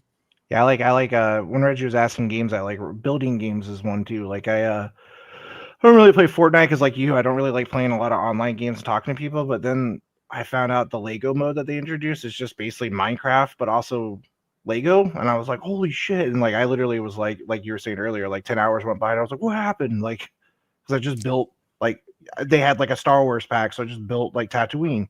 And like, I accomplished nothing, but it was fun to me. Yeah. Awesome. It's just chilling, man. Like I'm playing right now Pacific Drive, which I didn't think I would like have so much fun playing this game because it's mostly just gathering materials and like staying alive. I didn't know, but I'm addicted to it. It's super fun. So yeah, some gameplay loops are surprisingly addictive, and I wouldn't even expect them to be. So this finally showed up, my copy of Overdark, PSVR 2. This only got a PAL release. It didn't come out ESRB. I don't think there's a Japanese copy either. I think it's just the PEGI. And this is a spin-off / sequel to the Do Not Open games. Ever heard of those horror games? And this is a PSVR 2 only horror game. You do need to have PSVR 2 to get this game. And I think it's sold out. So good luck. Might be hard to get. Jesus. I got Scar Ritual. Scar. Like skate. Scar. It's so I think this is based on the Made of Scar world, but it's totally different. Like this is a kind of like a COD Zombies type game, where you like work with a team to kill monsters. So it says it's an intense round-based zombie survival FPS. Play solo or co-op. So this does have a solo one-player offline mode. You can play this game by yourself if you'd like to, which was why I found it so appealing, because you just this screams like it would be online only. You know, I mean, this just seems like that's what it would be, but they didn't. They actually did what we said. They put in a cool on like single player. You can play it offline, try to beat the game if you want, but then it's got multiplayer online. And yeah, it's got like Left 4 Dead, Evil, COD Zombies type vibe. Yeah. Doesn't have like the strongest reviews ever, but I thought it looked fun. And it's like a horror game, and I like shit like that. So, yeah. I got Lempo, the special edition. I like that sticker. I don't know if I like that sticker. Why is it on the other side though? Why is it covering the artwork? I don't. I just that looks like they went down to the dollar store and just picked up a pack of stickers and slapped that shit on there, which is surprising to me because Red Art Games, they usually do that nice deluxe edition thing and they put the nice sleeve on it or whatever. But it's yeah, no, it's just they just are like, you know, gold star special edition. One of the employees is a like school teacher in her spare time, and she had a bunch of free stickers. I don't even know if I have it. I don't know where it is too. But it came with a box of invisible ink as well. No wonder you can't find it. Yeah, I can't see it anywhere. But anyway, yeah, it came with the invisible ink. But it's a horror game. Looks cool. It says it's inspired by old Finnish mythology. And Yeah, I literally Finnish. I ordered this so long ago, and look, I don't even remember really what it is. I'm just gonna be honest with you. I looked it up like a year ago and pre-ordered it, so I kind of don't remember. But I remember it was a horror game. And then my last one, which I showed off briefly, is I told you I got my Ease Nordic Oh, let's go. Special Fancy Edition with my cool little backpack. Five. This is a cool backpack though. They released a demo where you could play that game for like up to chapter 3, and then transfer your data to the real game. I might try that, and then just to whet my appetite. But I told you I'm a weirdo. I'm not going to open the collection. Anything not to open it. I knew it. So I'm gonna, which I did the same thing with the other ones. I have the other ones sealed, and then I bought just like regular standard copies. So I'll probably wait a paycheck or two, just because mentally I feel better if I spread it out a little bit like that. I buy it all at once. You have the same account. I get that. I'm like, I'll just wait a day because I spent it. I mean, today. I'll buy it tomorrow. The collection that money was spent weeks ago. It doesn't. That's out of the It's a equation. new week. That means the budget starts over again. Yeah, exactly. And that's all my stuff. It's a lot of crap. Sorry. Oh, it's me again. All right, I got some cool stuff. We didn't show off last week, so I got a little bit more. But I'd seen on Twitter yesterday that Harvey Norman in Australia has got this game for $55. So I don't usually buy new releases, but my thing in Nintendo titles is if there's a discount, I'll buy it because they don't go down. And this came out yesterday. It's a new AAA title. I'm going to give it a go. It also didn't come sealed in Australia because they just don't seal some Switch games. So I'll play it because it's not sealed. I was kind of like not bummed out that it wasn't sealed. I'm like, well, I get to play it now. It's actually a relief. I sometimes purposely buy unsealed, like good condition games over sealed copies if I know I want to play them. Well, if you want a guaranteed new game that's not sealed, you just buy it from GameStop. That's for real, dude. That's so true. Next, I bought a couple of JRPGs on the PS5 that were cheap. I'm not really collecting PS5 just yet, but I'm picking them up every week. So here we have Shin Megami Tensei 5 Vengeance.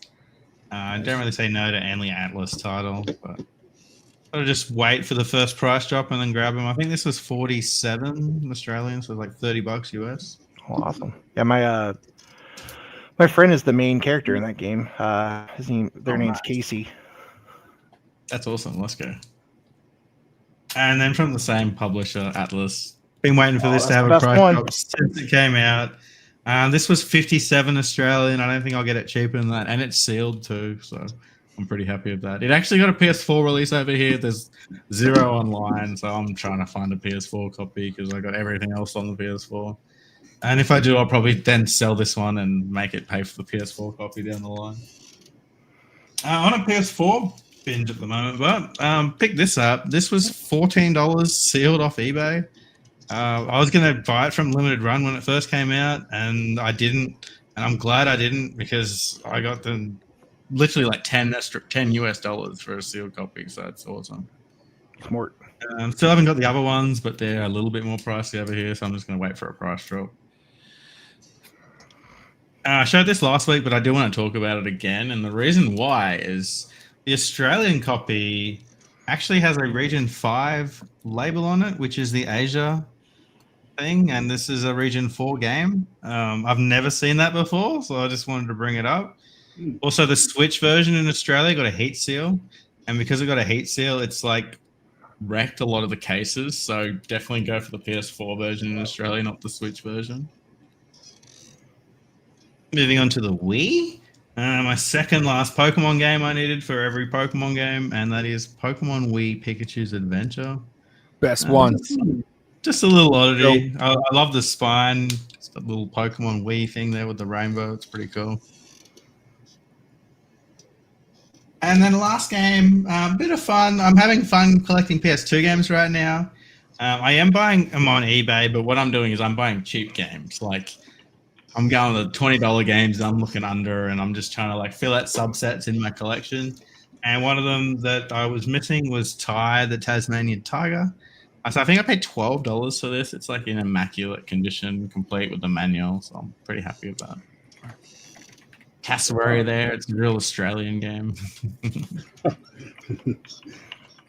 the boomerang. That's all we got for the week. Doug, do you want to go next? Yeah, I don't have anything physically with me. They're upstairs, but I can go. Yeah, let Reggie go then. It's more exciting. Yeah. All right.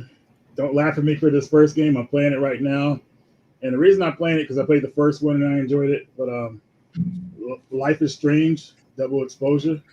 Nice. I'm about halfway through the game. It's I don't know. It's all right. It's interesting, but it's kind of weird seeing like young adults try to play like detective and stuff. But it's cool. The environments are cool and everything like that. And some of the characters are okay, but maybe as I get further into it, I'll enjoy it more. Today, Horizon Zero Dawn Remaster arrived, so can't wait to play through this game again. You guys know I really love the series, and I could have just paid for the $10 upgrade, but I felt like since they went through the route of trying to like make this an upgrade for the PS5. I thought it was well to just go get a physical for it. So definitely happy to have that. Of course, you guys know I got Ease 10 Nordics. That's good. Oh yeah. Just haven't had enough time to play it, man. I'm on chapter 4, but I was like, dude, I just need more time. But Same here, and I want to like take that type of game is the type of game I want to take like 2 or 3 days off of work and play. Well, yeah. I got to do with Dragon Age. I mean, not Dragon Age, but Dragon Warrior or Dragon. What's it called in Japan? Dragon Quest. Dragon Quest in Japan. They take off work to play that game. So, yeah. Dude, all RPGs. That's what I did for Final Fantasy VII Rebirth, and it was. Yeah. I know that's how. I don't know. When I play an RPG, dude, I like to no life that shit like I did when I was a little kid. Like I took off work for Elden Ring, Dark Souls 3, Bloodborne. Totally worth it. Well, Like when I was a kid, man, I would just sit in the room for 14 hours straight playing a game, and like parents would be like, "Have you eaten?" I'm like, "Yeah, I guess." You know what I mean? Like I don't know. I remember East 8, man. I did not want that game to end. That game was so much fun. But next game here, I got a English translation of Sin and Punishment for N64, Project Retro. So now play this game. Sin and Punishment, man, was a game that should have come out to America officially, but it never did on N64. And the game was made for the N64 controller. So if you play the game, the controller fits just right for it. So very cool. Game we talked about earlier that I was disappointed in, but I just wanted to support the developers. We got Blazing Strike, a fighting game that was released, in my opinion, a bit buggy, but still wanted to give them a little bit of support because one guy actually made this game, so he put a lot of time to put something together for us. Unreleased game here for the N64. We got Viewpoint 2064. I don't know why they canceled this game, but it looked like it could have been like something well received. So I'm going to try it out here pretty soon. So Viewpoint, the original is fun. yeah, Like I have the isometric yeah, shooter. I have it on PlayStation, but I hear that version is not the best. Like people prefer the Neo Geo version. I guess that's Mhm. the best version of. Yeah, That is the best version. I think there's an arcade version, I think, too, but I could be wrong. a rare Nintendo game. We got Rockin' Cats for Nintendo. That So, is pretty rare. yeah, I randomly got this, dude. This is a last minute buy because we were at a store and had a gift card, and everybody was about to leave. I was like, oh man, let me hurry and buy something. So I just picked this one out. So I had it before, but yeah, hopefully I'll enjoy it again. And one of my favorite games of all time, Airblade. This is just an Nice. extra copy I got of it at the show. It was cheap. I love Airblade. I mean, if you want a game with hoverboard, like this is the best one out there. Seriously, this game is on point. Are you a little cat, though, that cuts people's heads off? Because I had a pretty good hoverboard game earlier. Oh man. Then we got a Henry's Hatsworth for the DS system. It's kind of similar to Monster Tale. Have you ever played that one where you kind of use both screens? I love the cover. I'm not even going to lie. Oh yeah, dude, it's hilarious. It's pretty hilarious, dude. Like Getting like a Bejeweled vibe from the cover. He's like on a safari holding a cup of tea. Come on, man.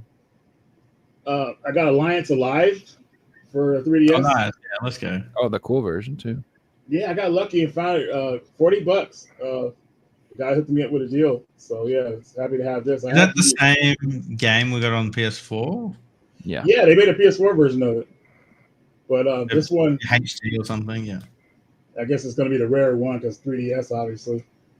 A game I wanted because you guys ever heard of that movie called Titan AE? Oh yeah. Well, Titan AE had a game.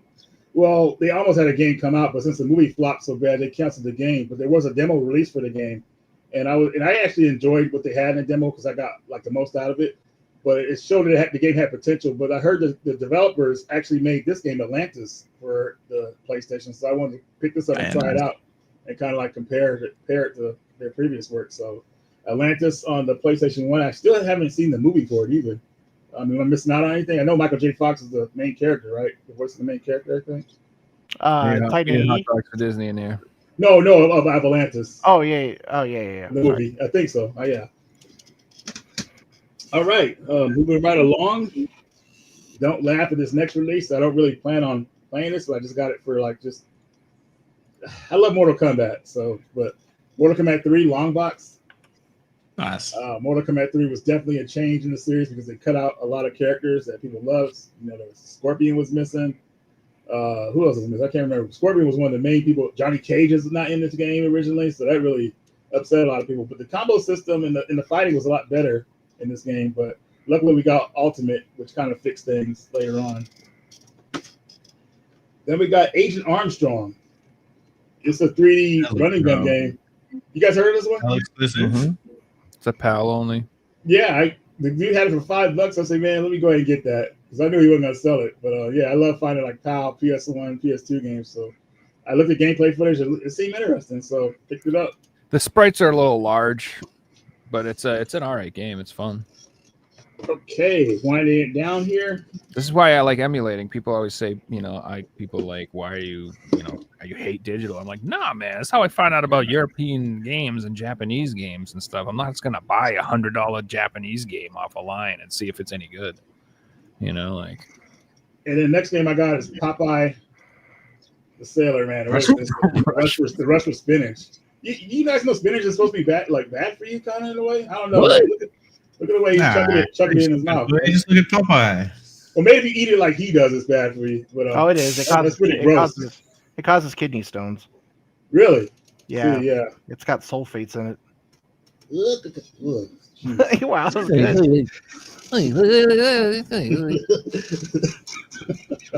Wow.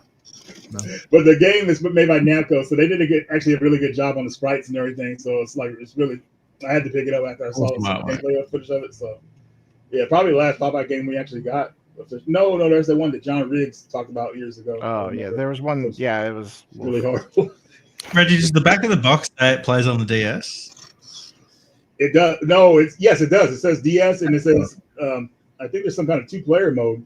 like The months it came out, like late in the cycle. That's yeah, really probably good. did. Yeah. The original Popeye was like one of my favorite games when I like the first games I ever played in my life. Like Atari, I used to play that on. Fucking love that game.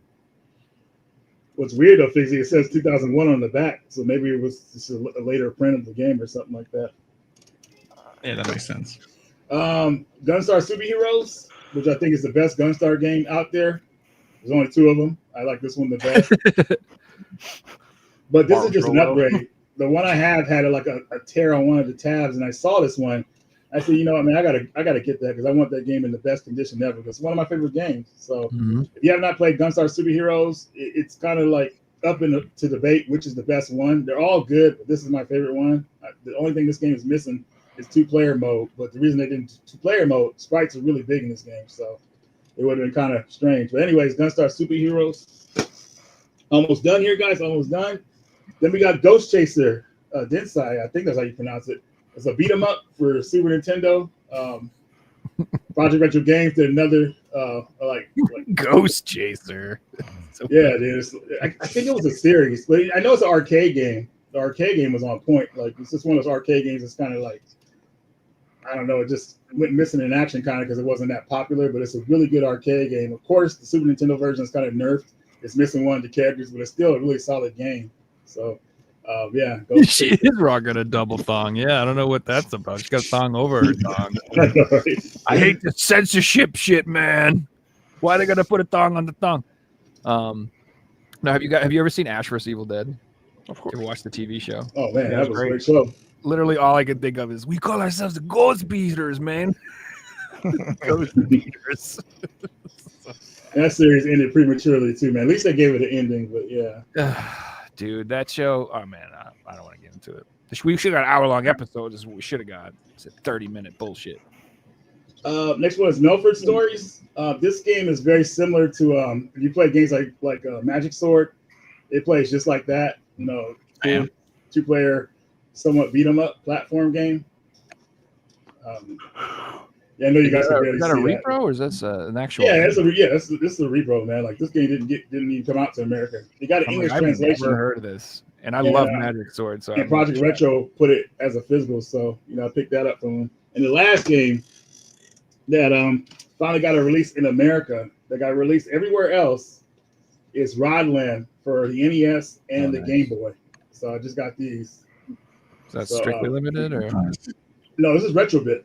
Retrobit? Okay. Retrobit, yeah. So the Game Boy version and the NES version, which I thought was great. I had the Japanese version, but now this is obviously what I wanted. So very cool games. They're very similar to like Bubble Bobble, Rainbow Island, Snow Brothers. You like that type of gameplay?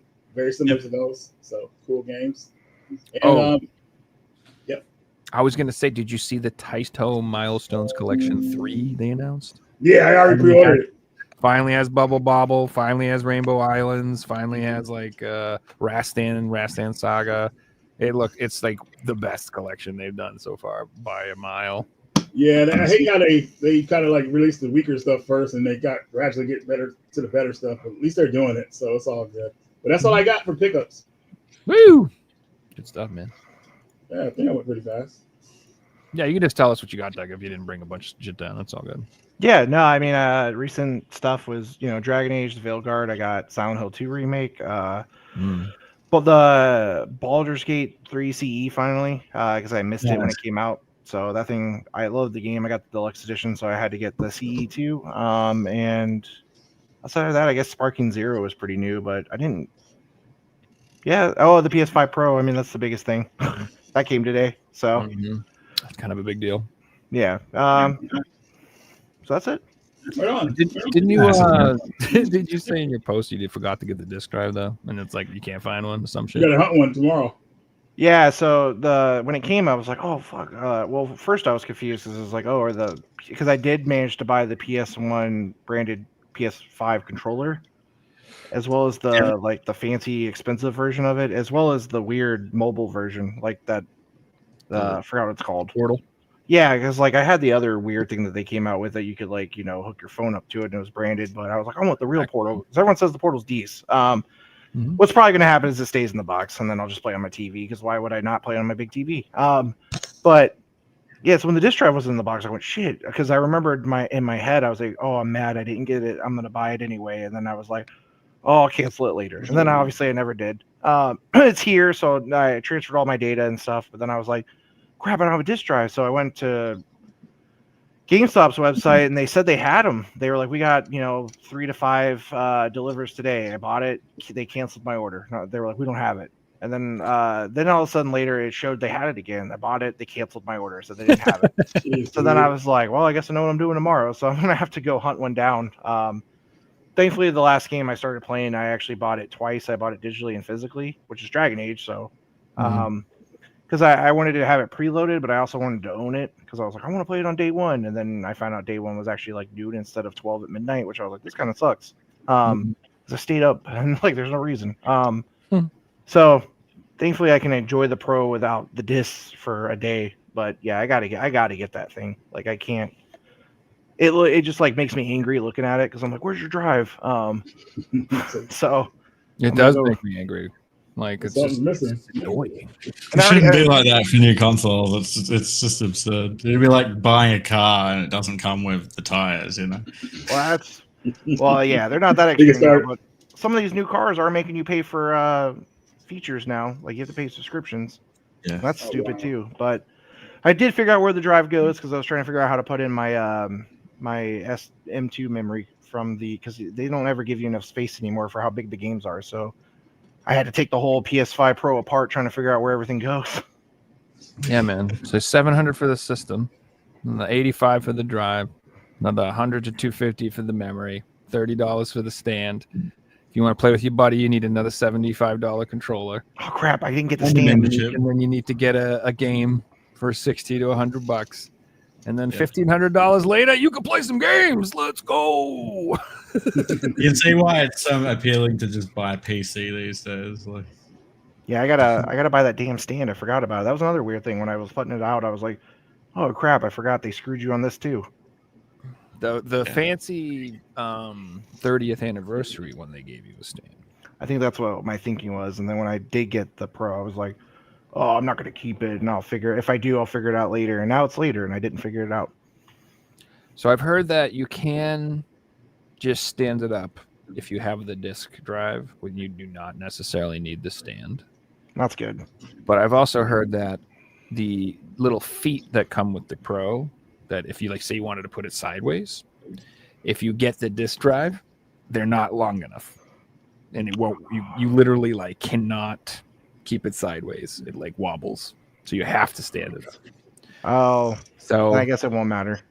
What I do on I don't have the Pro, I just have the regular PS5s. I bought the skirts. I don't know if you guys are familiar with those. They're like pieces of plastic that insert on the sides of the PlayStation and hold it and give it skis on the sides. They're they're not cheap. They're like $25-$30, but so is that stupid ass stand. So I do. The one thing I do hate about switching to the Pro right now is I guess this is another pickup thing I finally got. I'm a huge Spider-Man fan. Like my whole living room Spider-Man themed. But I was mad I didn't get the PlayStation 5 plates for the game. And if you go on eBay now, people are getting rid of theirs because, and they're like new condition. And so I finally got them maybe a month ago. And it's oh, now it's useless. You can't swap them. yeah, they're not compatible with the new ones. Of course. Yeah. So I guess I'm just going to have to leave my old PS5 out of the box on a dresser or something so that I could show off the darn plates that took a year to get. well, if it makes you feel better, I bought every color of the plates. Wow. And now you can't use them. So that was dumb. And now it's well, if I get a new PlayStation, it's going to be a Slim or a Pro, and I can't even use them. So I don't know. I've said that I'm going to casually try to pick up OG consoles over the next 5 to 10 years, $250 or less if I can get them for cheap, and I'll just buy every one that I see I can get for cheap, and I'll just throw those plates on them and eventually have them all set up. That'd be kind of fun. But you can only have one connected as your main console. Yeah, would just be for the show. Unless you just have 10 PSN accounts. Yeah. Another thing too that was a huge hesitation for me to buy the Pro is rumored that the PS6 is going to be backwards compatible with PS4 and PS5. They said it's going to be pretty much, who knows, but it's just a rumor. But if it's the same type of architecture and they can play those games, and assuming maybe we can get a disc drive with it, then maybe I'll just hold out and get a PS6 to play my PS4. And I'll still primarily play PS4 games on it, probably. Yeah, there's that rumor that they're because I know at one point they were working on backwards compatibility and then they killed it before the PS4 came out. But there's a rumor that we've seen on the internet, which we see everything, that they are working on backwards compatibility for the PS5. So we'll see. That would be cool. And then if the 6 is just like flat out all disc work, like that would be the most amazing thing ever.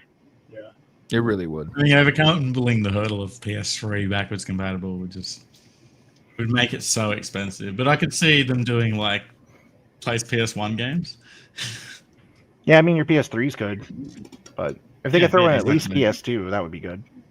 Well, the reason the only backwards compatible model of the first PS3 did PS2 games was because it was so expensive. They took out that part and it made it so much cheaper. But that part shouldn't be expensive now. It's 2024. I'm just kidding. I would think so. Yeah, right. We'll pay for it. If they make a system that plays everything, I'll pay. I don't care how much it costs. I'll pay for it.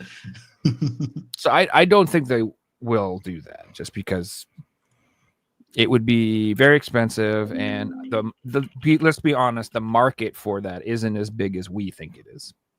We think that's the greatest fucking thing in the world, but your average consumer is not going to care about playing PS3 or PS2 discs.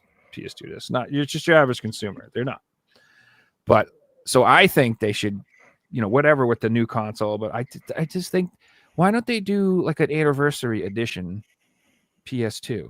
Why don't they just make a new PS2 for $200, $250, plays the discs, has HDMI, maybe a little upscaling, and it's little internal memory, so you don't need memory cards, Bluetooth, so you can use wireless controllers, just a couple quality of life features, you know what I mean? And just sell just that, $250.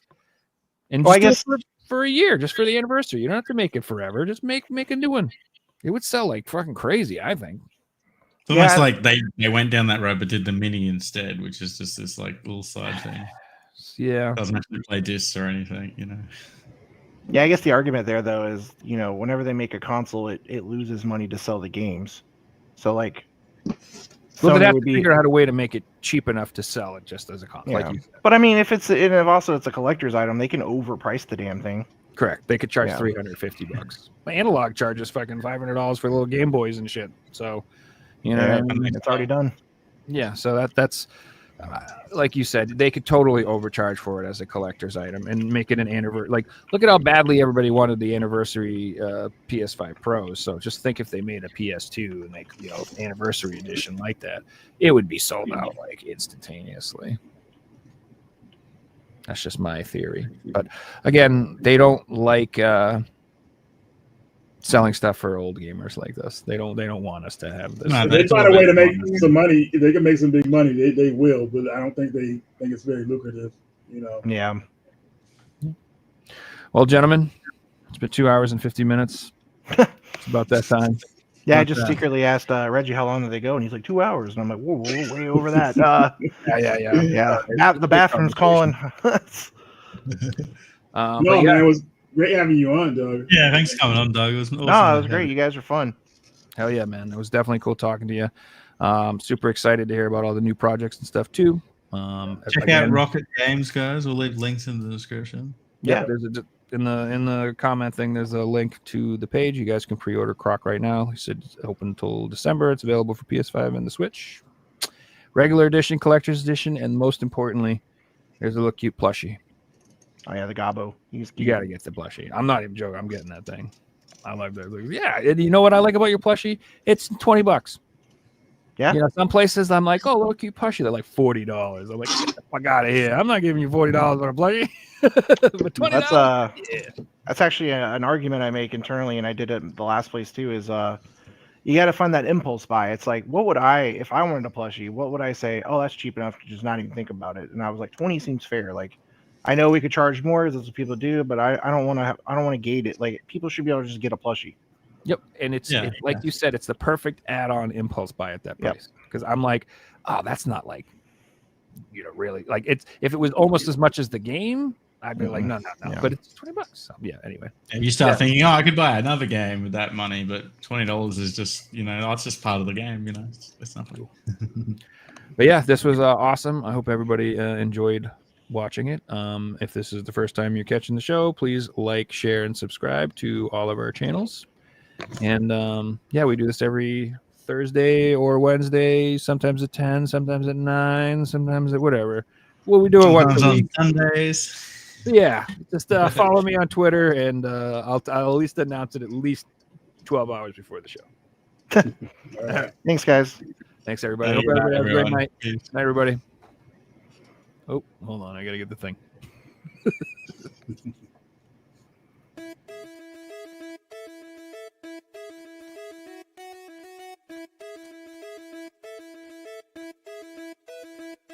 You found the coolest place to be, the PlayStation collecting season. Come on, won't you stay with me? Welcome to the show. Gather round the boys and girls, collectors from around the world. Let's show the people what they need to know. Welcome to the show. Gonna talk to guests, only got the best. Gonna put their knowledge to the test. Gonna laugh and eat, gonna disagree, gonna show you things you've never seen. Gonna sing the song, gonna break the song, gonna run this party all night long. So come on everybody, let me see you dance. Get yourself ready, you got one more chance. You found the coolest place to be,